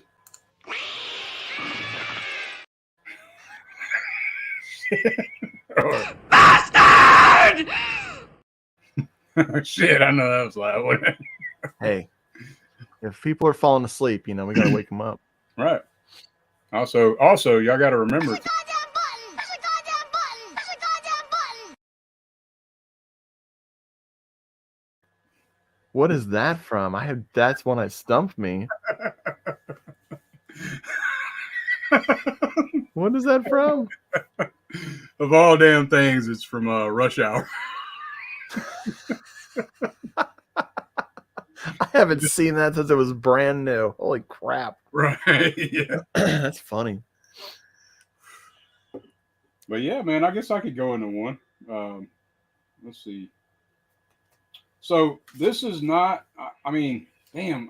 I'm looking back because I didn't get a chance to watch it again. But I hate doing that. But I think I gave it a 2.5. Oh, there's Darren. I gave it a 2.5 out of 10. So that wasn't good. Oh, but, wow. Sorry about that, guys. The internet just kicked off for some reason. Yeah, man. I'm gonna go ahead. I'm just going ahead and mentioning this one. The Killer is 1 of 13. Oh, yeah. Oh, I didn't know that one. I was not a big fan of this one because the first hour is like just talking, man, and it's like an Agatha Christie type story. But I mean, the premise, the setup's cool. I like, the woman. She's like a wealthy widow. Her husband recently died. I think he died 2 years ago, and she brings, these 13 people to her home, and then they're all having dinner, and then she lets them all know that they're all suspects, and one by one, they all start getting picked off. But for like a solid hour, man, it's like, holy shit. It's just talking and talking and talking. I was hoping the Blu-ray would improve my opinion of that one because I had a bad copy of it for years and it had this high-pitched whining sound through the entire movie. And so I was like, oh, maybe I just didn't like it because it was annoying to watch. But then I watched the Blu-ray and went, no. So it didn't get no better on the second watch? Not really. Okay. Yeah. Well, the thing I can remember most about that is the subtitles just 100 miles an hour. They are fast. Yeah. It's impossible to do that.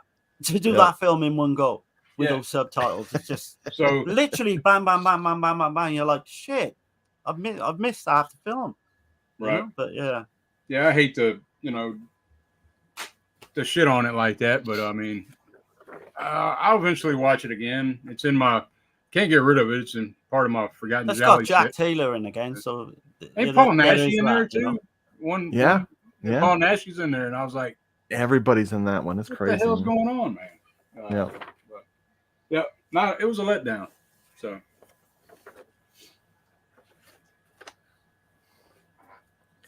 All right.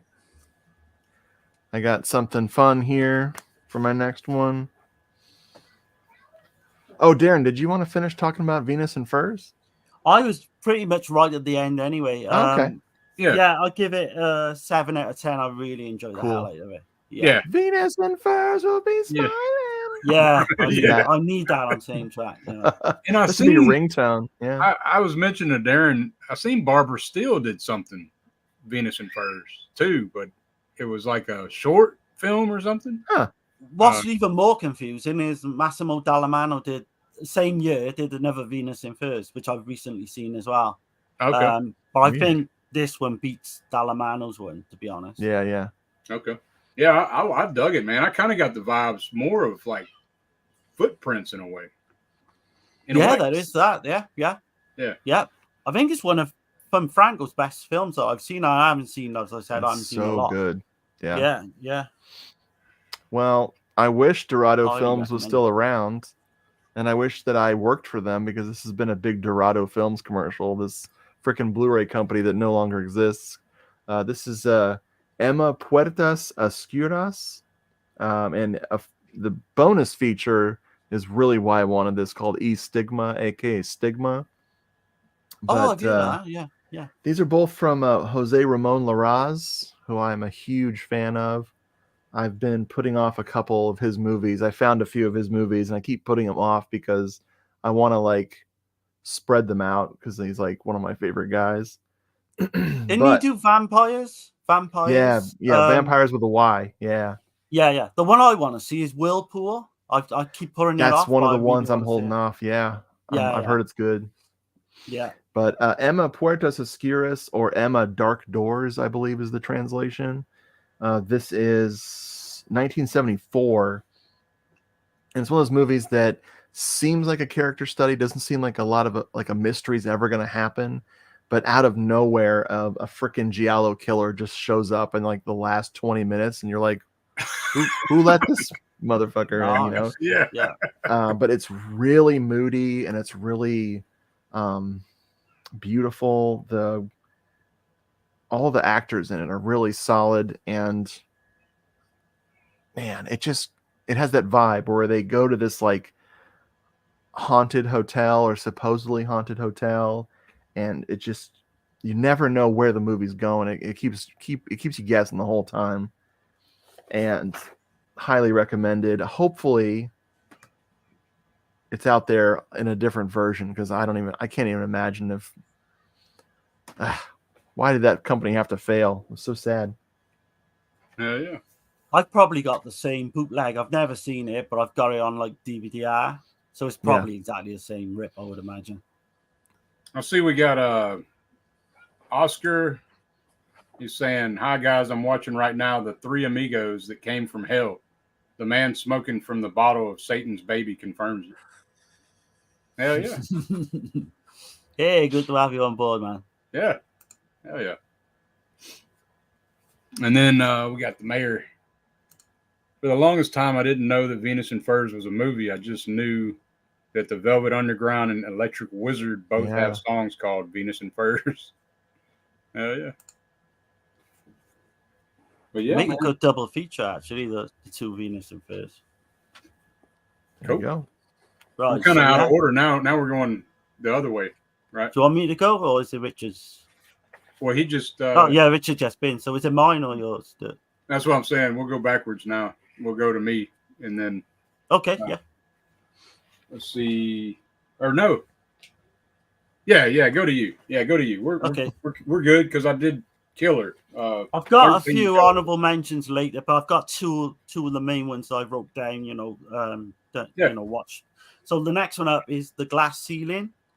Right. I know you love that one. Yes. Oh, fuck, man. I think I'm going to disagree with Richard on this one.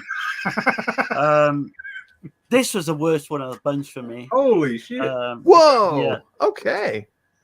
Yeah, so directed by Eloy de la Iglesia, the guy that Dirk was on about earlier. Yeah. He also did Cannibal Man, No One Heard the Scream, which Dirk said.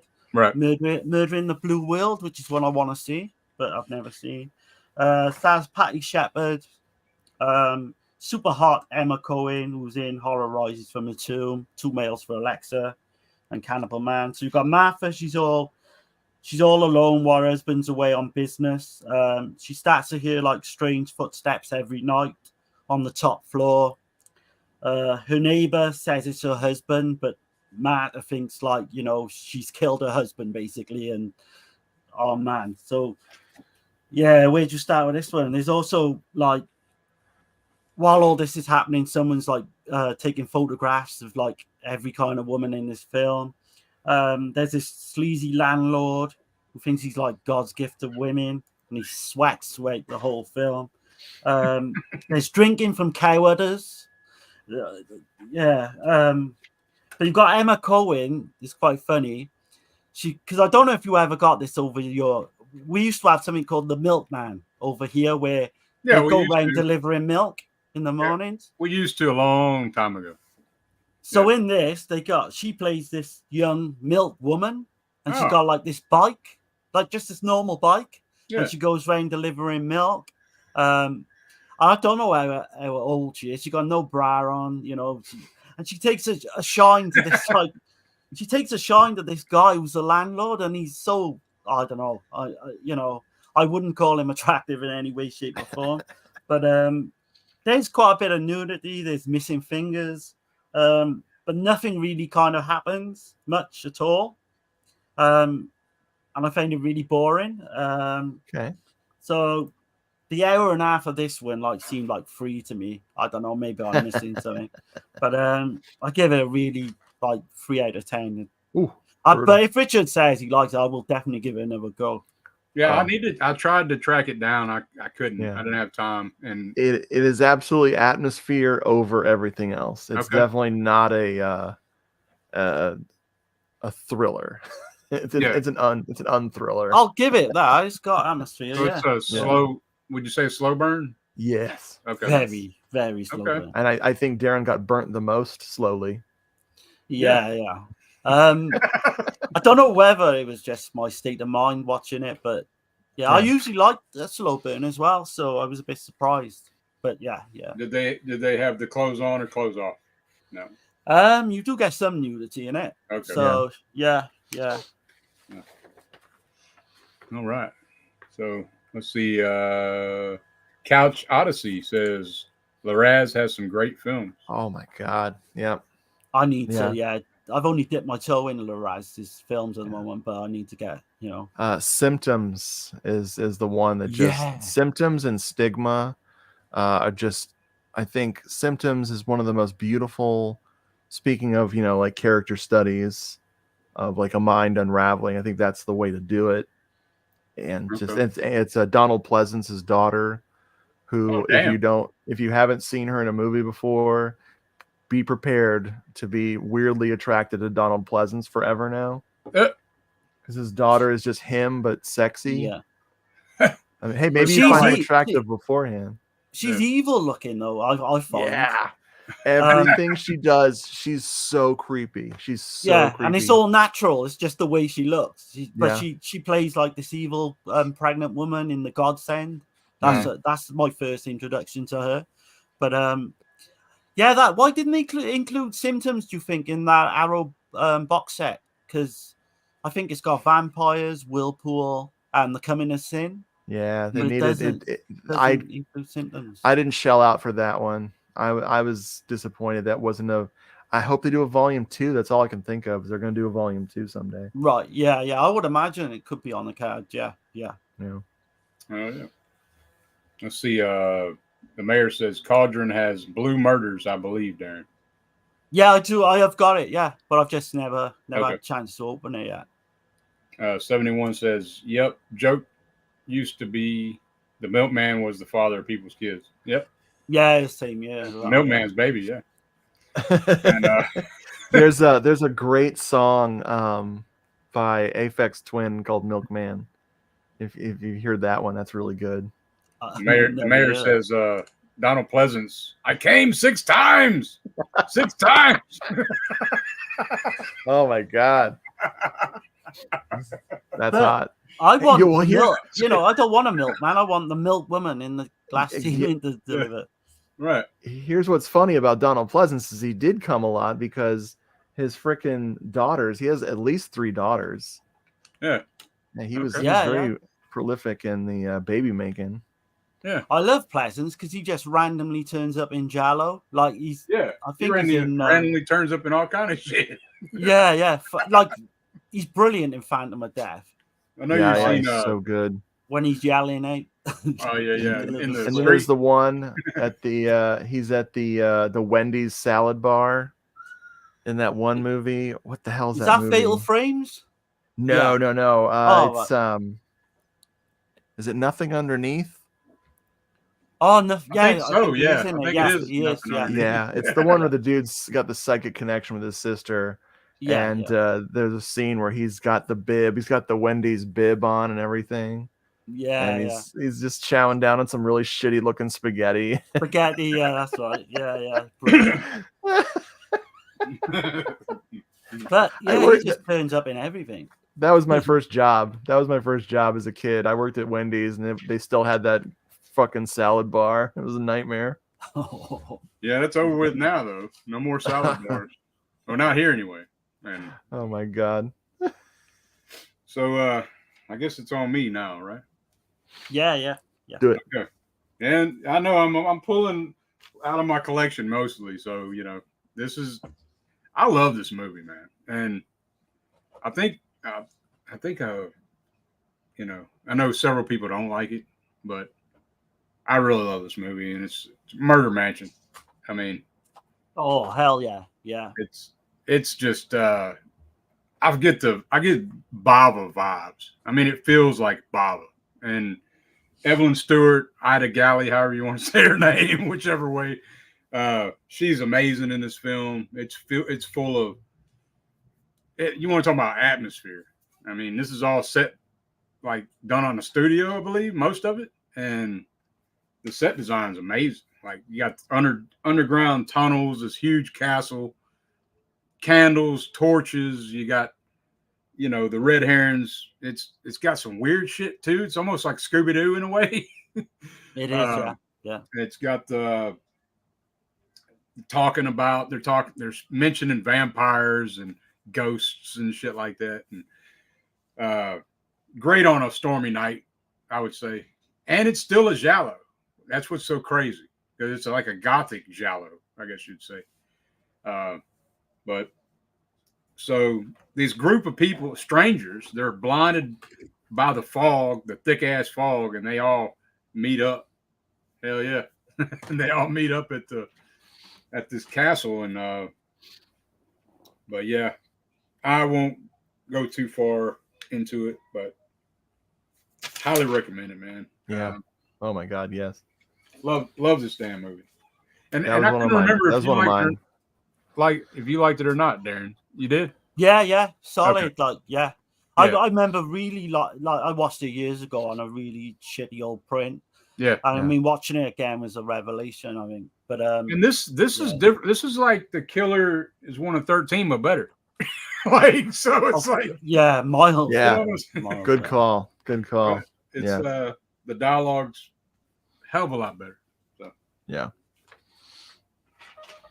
Yeah, that was on my list too. The funny thing about Murder Mansion was my buddy Brad and I, who we do the podcast with, whenever we are worried about screwing up an episode of the show, we call it Murder Mansioning it, because we recorded an episode on Murder Mansion, and I had like 7 or 8 pages of notes, because we used to do the whole plot of the movie. Right. And that movie is so complicated, just like The Killer's one of the 13.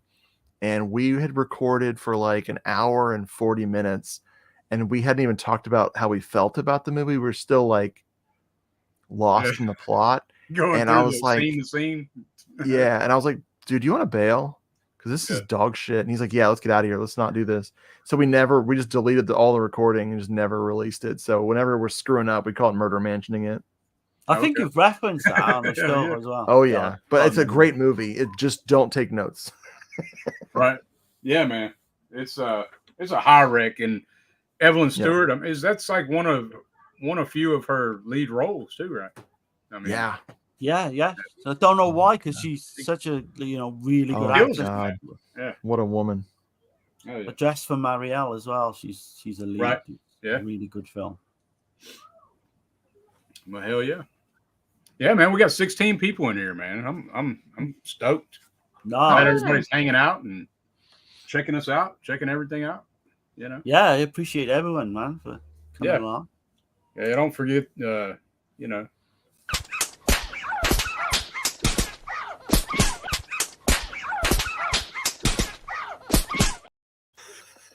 We just lost 10 of them, by the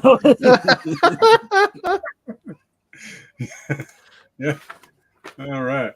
Yeah. Oh boy. Yeah, we got Caveman in here. What's going on? And we got Miss Caveman in here. Yeah. Wow. Cool. Yeah. Hey there, everyone. Please hit the like button. Yeah. Cheers, man.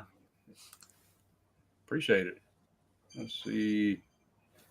And somebody's calling, and I can't talk. So yeah, that's how that works. Cool. All right. Sorry. Hopefully, both of you have this on your list for today, and that is The House That Screamed. Oh hell yeah! AKA La Residencia. I'm glad you pulled that one. Yeah, man. holy shit. Yeah. I freaking love this. Sorry. Love this. This is the gold standard of freaking Spanish Giallo right here. Yeah, man. Freaking love this. I have purchased this movie like 3 times to get a good copy. Yeah. I had like crappy bootleg, and then right as I was buying that bootleg, Elvira, Mistress of the Dark, they released a double feature, and it was the original 80s TV show. It wasn't Elvira in like the 90s or in the 2000s. It was actually just the episode where she covered The House That Screamed. But what they did was they took the bootleg that was in widescreen, and every time that she would cut in, it would be the normal full frame like a TV show from the 80s. Then when they cut back to the movie, it would go to this nice widescreen copy. And I was like, Shout Factory, I fucking love you. Like, out of the blue. And of course, they eventually would put out this freaking Blu-ray over here. Right. But man, it's atmospheric. It has one of the most unique death scenes I've ever seen. Yes. Where the girl's going to sneak out because she's sick of this stupid girls' school that she gets the shit kicked out of her all the time. She's going to escape. And as she's trying to like do like a rendezvous with her lover or just climb out the window or whatever happens, the killer gets her. Yeah. And we hear the grandfather clock chiming, and she's hearing it. And as she's dying, the sound of the clock is slowing down. Yeah. And I was like, oh, like, holy shit, that's so good. I can't remember. Is her heart fading with it? Yeah, I believe her heart's beating too with it and slowing down. It's fucking done perfect. The ending. I won't say anything about the ending. I won't say anything about the plot if you haven't seen it. It is one of those moments that your jaw will drop, because it's not like, I think it was just so ahead of its time. Yeah, it's like one of those things when you watch an older film that does something that everybody copies. Yeah.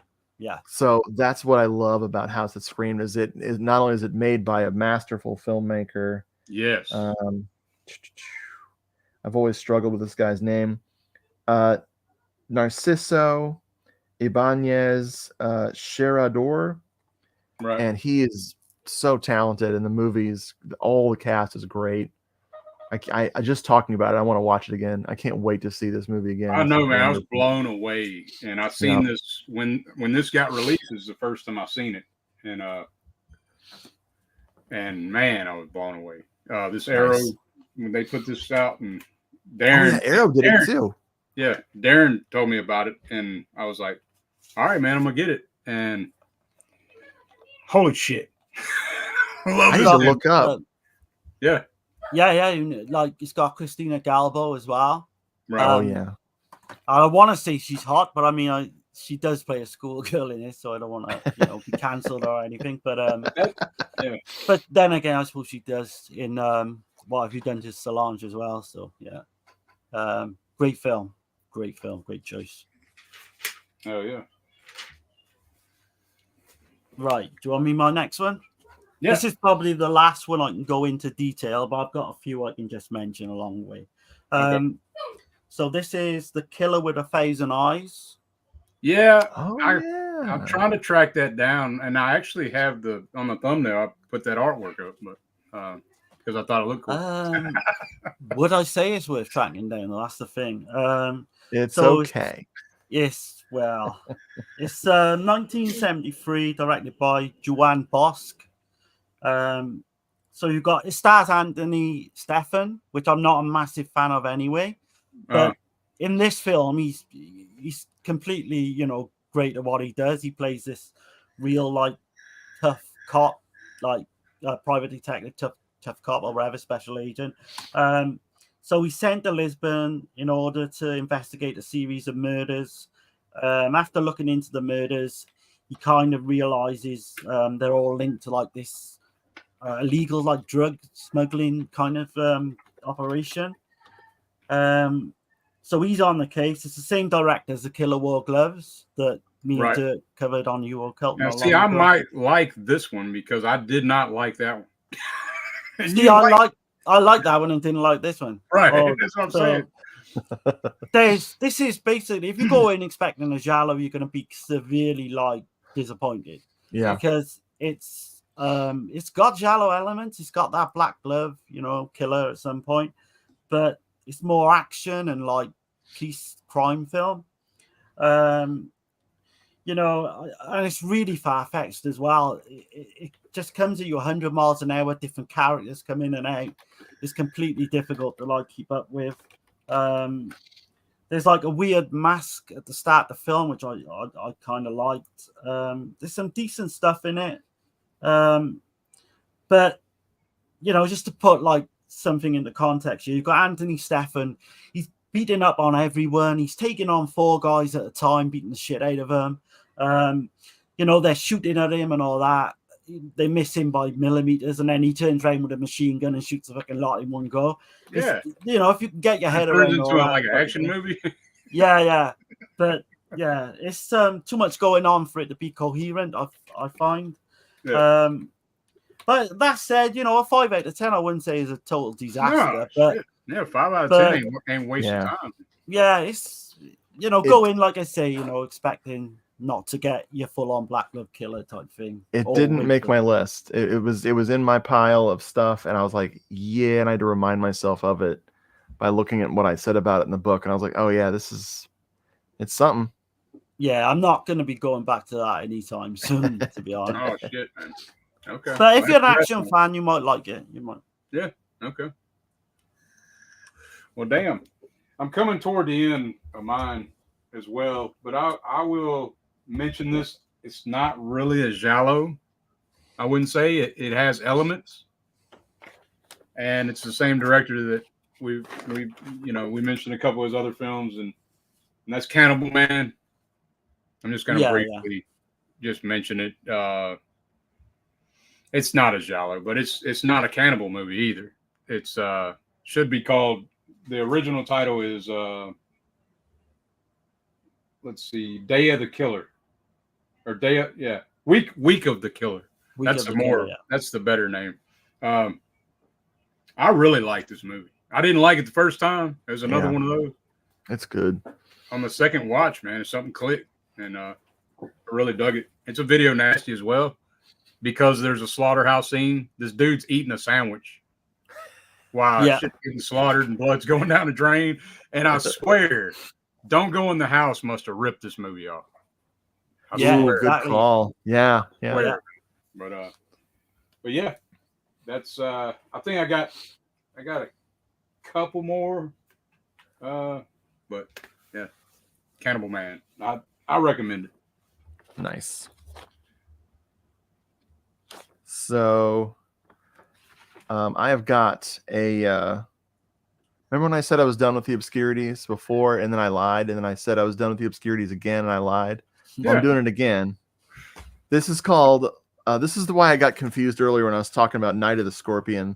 This is El Muerte del Escorpion. This is the Death of the Scorpion. Okay. From 1976. Oh, you did this one, I don't think. It is one that I found very last minute while I was working on Giallo Meltdown 2, and it ended up just surprising the shit out of me. It's got some movie within a movie stuff. So you got I think they're making a thriller within the movie. But it's got good old Teresa Gimpera, and she is an actress who's settled down. So she got married, and now she's not in the game anymore, and she's really bored. But the atmosphere of the film is like really suffocating and like just quiet, brooding movie. And it's one of those gems that I'm so glad that it came out right when it did, because I mean it, like, as far as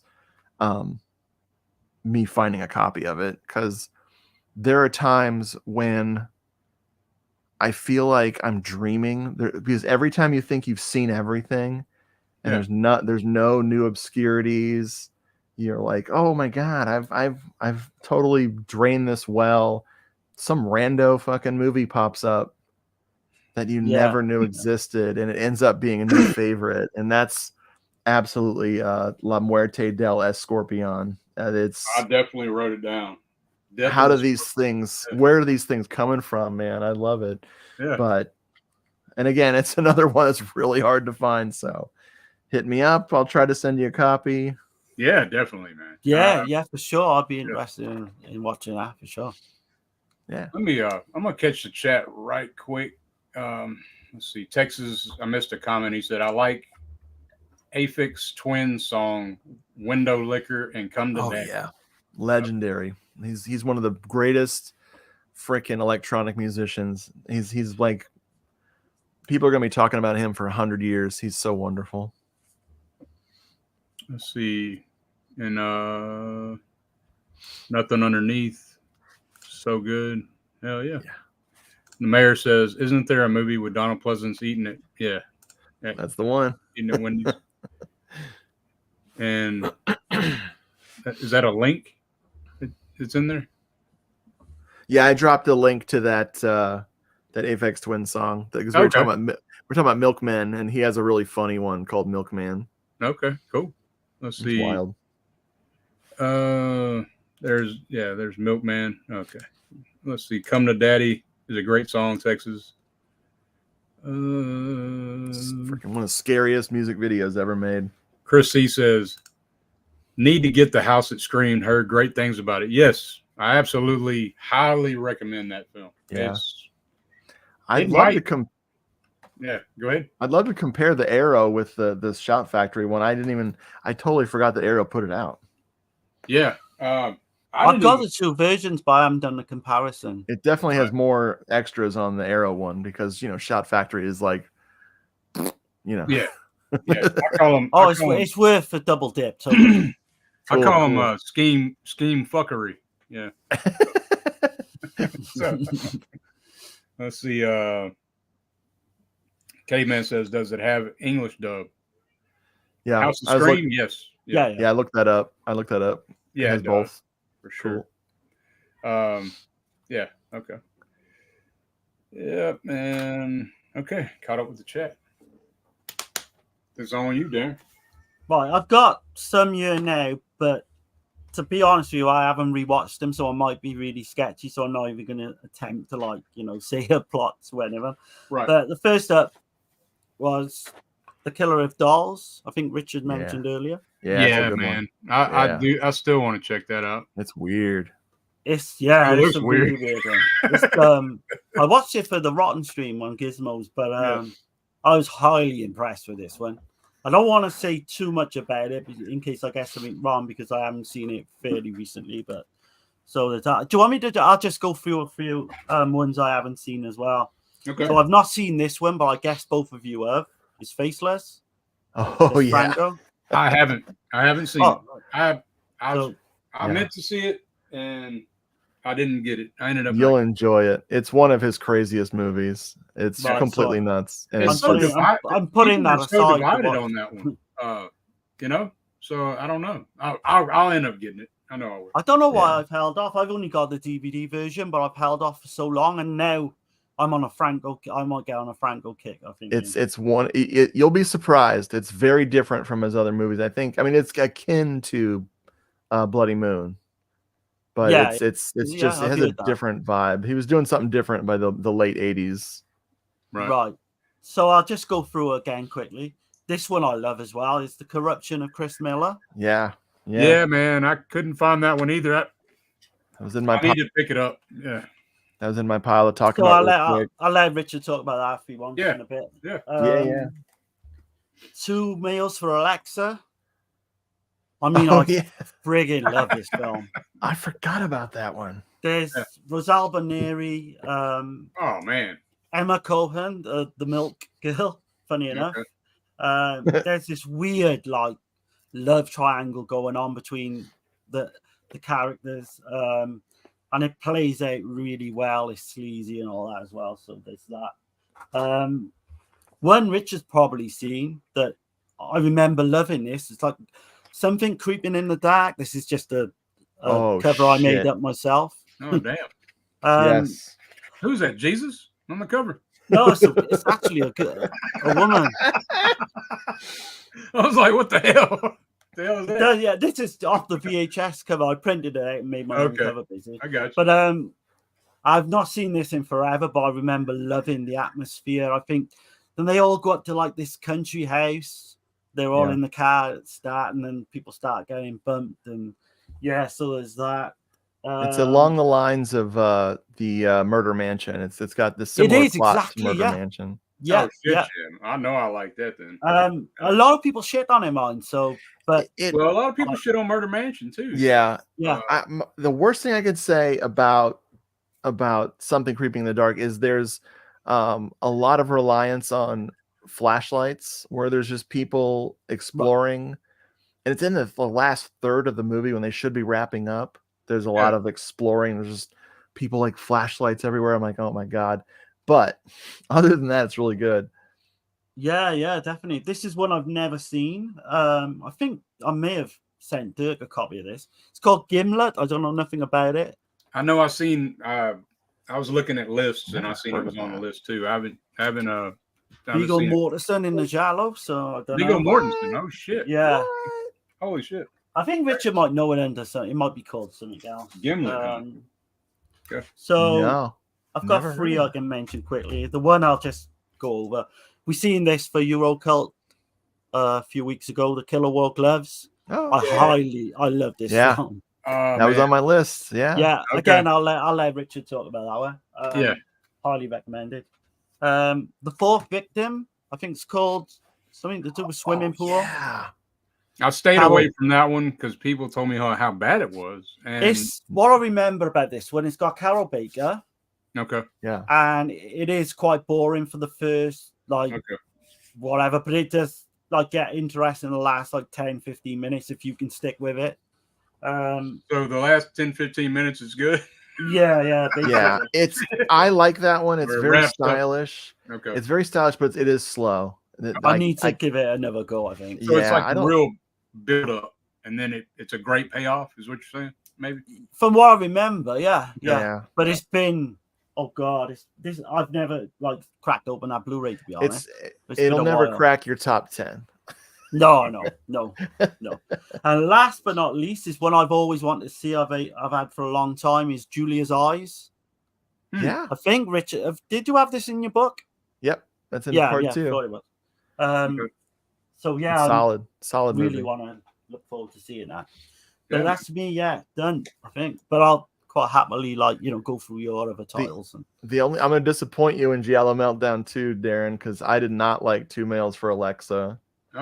Oh, okay. Yeah, Rosalba, huh? I will watch it again though, Okay. based on how much you enjoyed it. I paired it up with a very similarly plotted film, Right. and it just didn't work.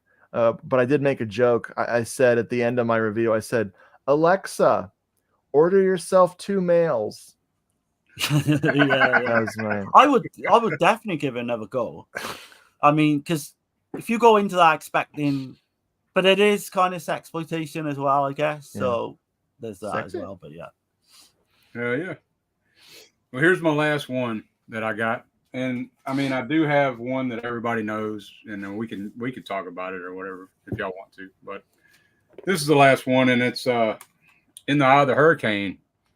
Oh, Or- yeah. I Yes. forgot about that one. Or Yeah. Me too. or the Fox with the Velvet Tail, whichever you prefer. So it's got this crazy scene where that's Jean what's his damn name? So, Ral. Jean Sorrell. I always Yeah, mix him and Franco Nero up. But anyway, he's like look hanging alike. he's hanging upside down from a tree. And the chick comes running up and she gives him the Spider-Man kiss before Spider-Man came out. Yeah. That was an odd shit, but it's a really good one, man. I liked it a lot. It's I'm having a hard time remembering shit. I know something to do with some car brakes, and I know that there's like this several plot twists, but I know I'm shitting on it. I didn't get a chance to rewatch this, but I do remember I love this movie. So Yeah. check it out. And, You know what's funny? As I got that Blu-ray, because I haven't seen it since the bootleg days, since I barely remember the movie, but I knew to buy the Blu-ray when it came out, and it's been like sitting on my shelf for like 2 years. I need to get to that. Oh, man. It's a revelation watching the Blue. Yeah. Sweet. Yeah, it is. Yeah. But yeah, that's pretty much all I got, man. Yeah. Well, cool. I can burn through the last few I have, including the couple here.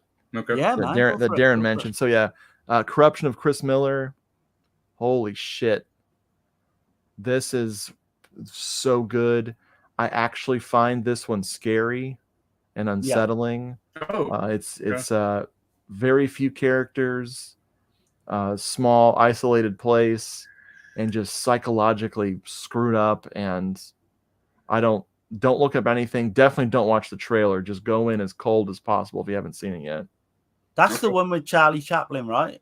Yeah, it opens with this strange scene where the lady's trying to break up with her boy toy, and he comes in dressed as Chaplin, and he'll never ever trust Charlie Chaplin again. Exactly. Yeah. It's so like, it's nah, off dude. the wall scene. Yeah, basically. Or maybe you didn't trust him before that. It's funny. I know the guy ain't watching. I was telling Darren I used to work for a guy named Chris Miller, and he got arrested. He got arrested for contractor fraud. So he was corrupted as well. That's even better. You couldn't make that shit up. Right. Yeah. I remember Dirk telling me in the week. I was like, "Shit, you can't make that shit Oh up." man, that's fucking funny. Oh yeah. You couldn't have asked for better. Now you know the spoilers.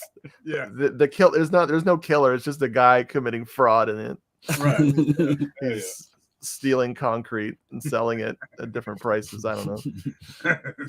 But the killer wore gloves. I haven't watched this in 3 billion years. I hope that the copy that you have, Darren, is not the same as mine, because this one has the audio is really shitty. But this is an entertaining movie. This is a lot of fun. My pal Brad, who does the podcast with me, he loves frickin' Killer Wore Gloves. And I did. I wasn't a fan. I will say that I was a fan of Belly Chain Shirley in the movie. Yeah. I remember, like, because we covered it not that long ago. What I love about that film is the scene where that guy's hanging off the fucking end of a building, and then he like looking for his cat or whatever, and then he gets up, and he's like just acts as if nothing's happened. He's just been literally clawing to almost to his death. Right. And then he gets up as if nothing's fucking happened. Right. Just calmly walks off as if like that's an everyday occurrence where I'm just another day in life. Yeah. And he's like, and he like talking shit to his cat, or I don't know. Yeah, he's obsessed with his cat. Nice. And he's they blatantly put him as a homosexual as well, which is right. It's another thing, totally. Maybe I can relate to that too. I don't know. So this got tagged as a Spanish Giallo, and I love this movie, but I don't know, like, not really do I consider it Giallo, but technically it fits. It's Scream of the Demon Lover. Oh shit! Oh, I've never seen that one. This is in that Gothic, the Gothics box set from part 1. Severin. Yeah. Okay. I forget what that box set's called, but this one is one of those movies that I kept finding different cuts of it, and I could never figure out if it was that PAL conversion thing where the NTSC plays at a different speed than the PAL. Right. And if I was like, is there nudity cut? Is there violence cut? I still don't know how I had 3 different versions of this movie. But the Blu-ray that came with that set is nice, and it's really good. What's her face? Scream of the Demon Lover. Erna Schurer. She was in Strip Nude for Your Killer. Okay. And she certainly strips nude for her killer in this one too. Yeah. But and then the last one, I saved the best for last. Yeah. Pieces. Yeah. Me too. Yeah, man. Yeah. Pieces. What my band, we have a song called Pieces. Right. We made a song about this movie. My drummer helped me write the lyrics. I had like 2 pages of lyrics. Yeah. And they were total trash. And the drummer is like, because he loved the movie. He loved it so much when I showed it to him. And he just took my lyrics and boiled them down. And the lyrics are freaking hilarious.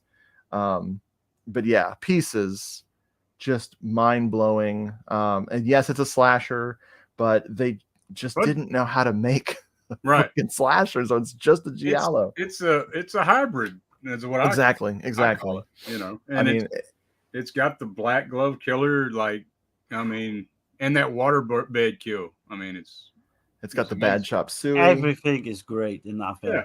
Yeah. Every single moment. We did a versus stream, right? So we did New York Ripper versus Pieces. So I've got to ask Richard the question. Right. So New York Ripper or Pieces? Yeah. Okay, I'm a New York. I'm a New York Ripper guy. Richard's just like basically. Yeah. Then the I love New York Ripper. Don't get me wrong. Yeah, I'm in. Because there's movies that ride the line. Because I like sleazy movies, but then there's those movies where I'm like, how do I like this? This is so sleazy. I can't even process. It's like The House on the Edge of the Park. Oh, I love that film as well. I don't know why I love that. That has everything in a movie I don't want to see.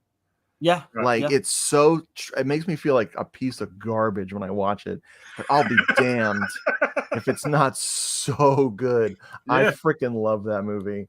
Like I love New York Ripper, but when it comes to like hands down entertainment value, just pound for pound, Pieces all the way. Holy shit. And also, the characters, the dubbing is just so, this and Bloody Moon have to be, and you know what? A Blade in the Dark. Yeah.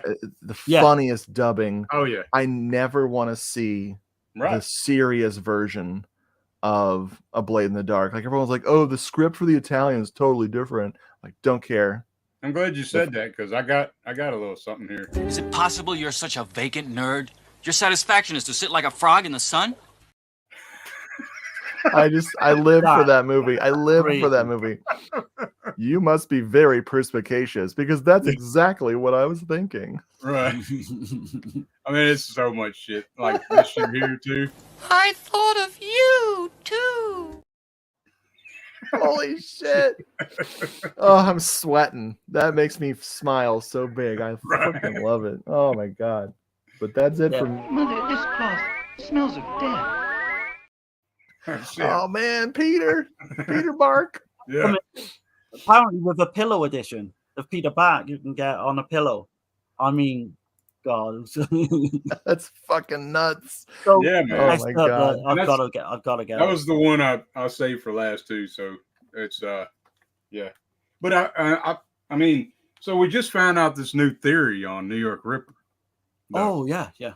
So it's kind of crazy. Have you heard of this? Where the little girl is controlling the dad to do all this shit with psychic brain power. Like, because when he picks up the phone, you never see his mouth, the camera. And then as soon as he gets off the phone with his daughter, he changes. And then he starts, like at the end of the film, he's saying shit that the little girl would say. Yeah. That's fucking weird. Yeah. So I was like, holy shit. That's incredible. Yeah, man. Go back even if you just, the movie just way watch that up. final scene. You'll have a total different view on everything. Yeah. It's hilarious to think about. All right, but it's also pretty bleak at the very end. But Oh God, yeah. But yeah, man, this was fun, man. I enjoyed it. I got it. This has kind of been like a super kind of guide to Spanish Gialli, really. I think we've got loads. So hopefully I got recommendations and stuff. Sorry, totally. I have several to watch still. So you guys dropped a couple. I've known about No One Heard the Scream for years, but I totally forgot about it. Right. And Icebox Murders, I'm tracking that shit down. I need to see that. Yeah, man. Yeah, definitely. There's another one I wanted to check out. I didn't have time. Marta. Do y'all know about that one? It ain't no good. Okay. Again, that's one of the ones I was talking about earlier with that plot. Okay. Where it's like, hey, I'm a sexy lady married to an old, crusty, rich guy. Okay. I'm gonna get my lover to kill him, and I'm like, kill me, so I don't have to watch this freaking plot play out. Okay. Again. Well, I might pass on it then. Like, I'm just burnt out on that plot. The Yeah. movies, whatever. Right. I've basically got like a huge super list here. Do you want me to go through a few that we haven't covered just to see, just Sure. to see if anyone's seen them? Or... Yeah. Do it. So the first up is the sadistic Baron von Klaus from 1962. Yeah. Yeah. Yep. Good old Franco. Hypnosis, 1962. Yeah. You know what? I had a copy of it, but it wasn't watchable. Yeah, I've got that bootleg. I won't say every single one, but I'll just go through a few. Right. Rififi in the City, 1964. Tomb of the Pastilio. Agonizing in Crime, 1968. Yep, I've seen that one. Murders in Chicago, 1969. I've never heard of. Prestige, 1970. Yeah. Have Richard seen The Great Swindle, 1971? Yes, I have seen that. I thought you did. But yeah, there's Violent Bloodbath. There's Tarot. Ooh, that's a good one too.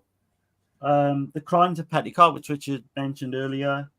Bell from Hell. Witness to Murder. There's loads. I won't go through them all.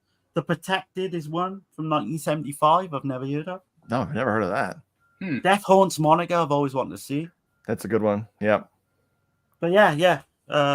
There's tons on our list. Yeah.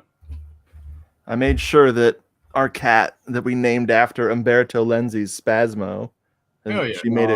She made a cameo. This is Spasmo. Yeah. Nice, Or man. if we're trying to find her, we just go Spasmo. Spasmo. Just like the trailer. like That's a great movie too, man. I love that movie. That's wonderful. Underrated, like Lenzi film. Mm-hmm. Yeah. Well, you got anything coming up on your channel? Let's see. Well, I'm continuing with the My Horror Shelfie series. Yeah, love it. Yeah, I love that. Yeah, it's great. Thank you. Yeah, I'm just about to do the letter L. Right. I'm gonna do a bonus. Well, I don't know if it's a bonus episode, but I've been buying movies since I started, so I have a master list of everything I've covered. Then I have to go back and figure out what I've bought since then between A and K and figure out what I haven't talked about yet. So I'll have a big bonus episode where I just have a huge stack of new stuff. And like I was talking about, hello, this is the Doomed Show. We're coming back this year. Hello, doomedshow.podomatic.com. You can find our old episodes. I just got burnt out, because I was editing like a psycho, where I was spending like 8 hours per episode editing because I'm a hopeless idiot. I don't know what. Why do I think that people care about like perfect editing? I don't know what I'm doing. I think I'm just a crazy person. But anyway, so I took a year off, but we're coming back hot. I'm trying to get like guests on. Yeah. That because it's really hard to schedule with my three main dudes. Right. I don't have a life, but they do. So I got to figure out some new guests. So I'm gonna do like a lot of like one shots or just like have people coming on, like like Darren. Yeah. Let's get some folks on. Myself and Dirk, if ever you want us to come on, I would love it if you guys would be on. Yeah. Without a shadow of a doubt. Just contact me, let me know whenever. Do it. Yeah.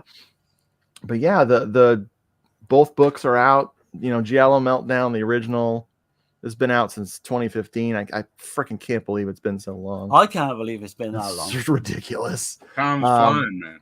And then part 2 is brand new. Here, I'll put it on the big, so you can show it right quick. I appreciate that. And then, my wife does the cover art, and she did some comics. This one has some Giallo comics that she did inside too. Awesome. But that I just finished it. I wrapped it up like right on the 3rd of January, and then I think it's the release date is like January 4th, so it's brand new. And I never want to fucking see it again. Oh my god. I've read this book like 5 times now, and I'm so I got the errors down. So there's typos. There used to be 80 billion typos, and now there's like 70,000. It's self-publishing, so I can live Right. with 70,000 typos. But yeah, Right. no, I appreciate you guys, hyping the stuff up. I'm really excited. I Yeah, tried man. really hard to make it better than the first one.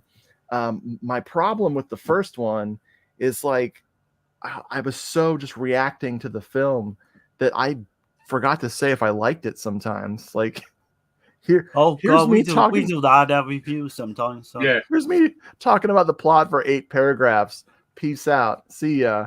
On to the next movie. And then I was like, wait, did I like that or did I hate that? What was the gist of it? So, but I also I tried to make the second one funnier. Because I was like, man, I'm missing an opportunity here to destroy everyone's brain with my crappy dry humor. They're spoiler free as well, so I highly recommend them. Like if certain aspects of the plot will be spoiled, I can't like talk about the movie without. But if the killer, if the identity of the killer is important, I never mention it. Never. If it's one of those things where we're following the killer the whole movie, who cares? But yeah.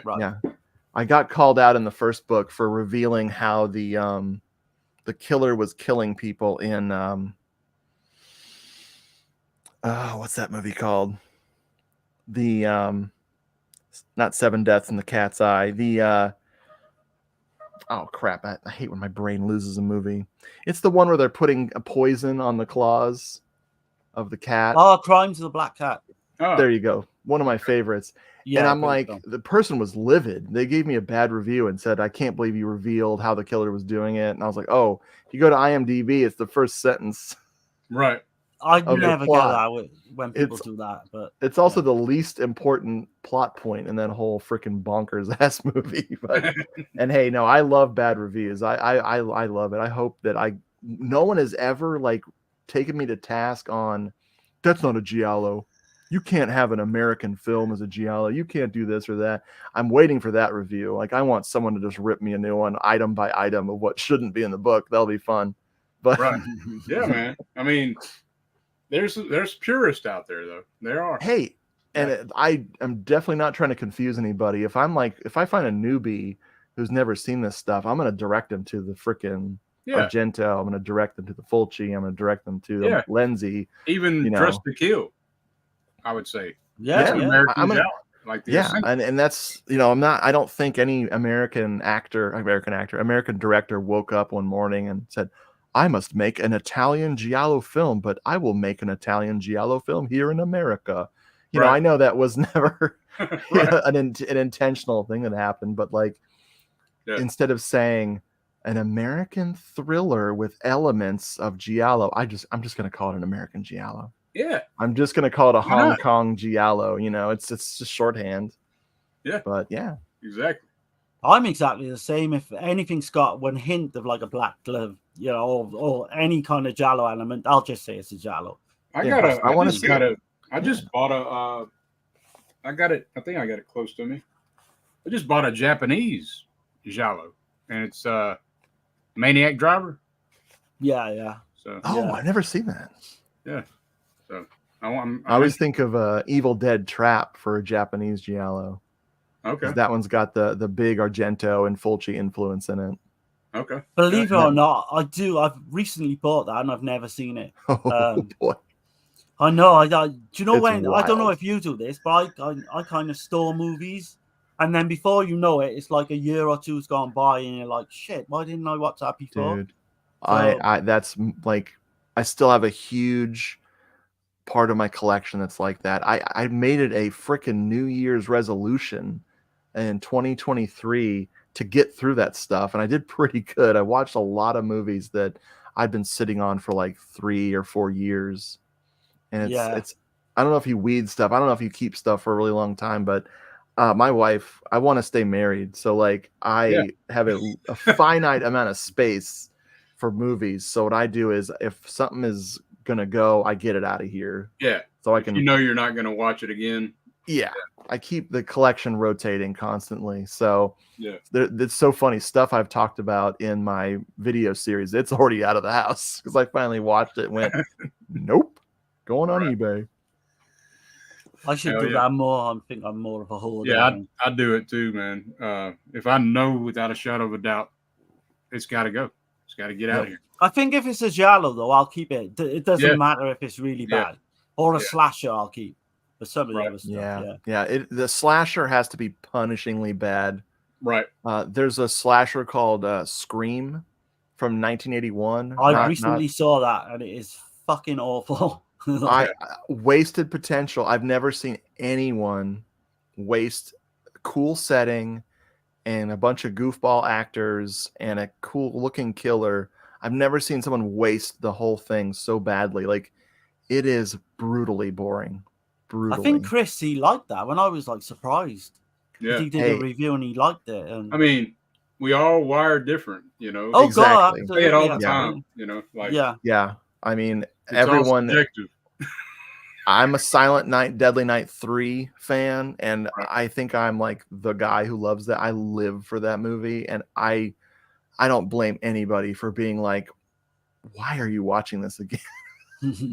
Couch Odyssey says, nice, can't wait for new podcast episodes. Yeah, definitely. And Texas says, rotate that stock. Yeah, hell yeah. You gotta, especially if you're either A, trying not to bury yourself in movies, or B, trying to keep a significant other from freaking strangling you. Right. I haven't got that problem because I live on my own, but I mean, my like movies are just getting beyond now. Where I need to do some sort of purge or something. I think. Well, we can still see you. You're not. Yeah, we can. You're not. There's not like stacks in front of the camera, so you should be fine. There's some on the side there. Okay. Hell yeah. Well, man, yeah, I'm glad you came on, man. No, thank you. Oh man, last time you was on, we was on episode 4. We did episode 4. Oh my god, that was like 8 months ago, and I'm like, I said we gotta get Richard back on, you know, and hopefully do this as a regular thing, like I said before. We just don't realize, man, how quick those months go, you know. And if you need us to come on for anything, just reach out. Absolutely. It'll be fun as hell. Oh yeah. Well, man, I guess we'll get out of here unless there's something else that y'all wanted to bring up, or anybody in the chat want to say anything before we get out of here. I appreciate everybody hitting the like button, slapping the like button, and absolutely. Yeah, I just want to say again, thanks to Richard for coming on. It's been fantastic. Always fun. Always appreciate fun. It. Yeah, man. Yeah, like keep tuned for the next one. You know, they hopefully won't be too long away. Yeah. Hell yeah. Well, I guess we're gonna get out of here, y'all, and y'all have a good one. Have a good one, guys.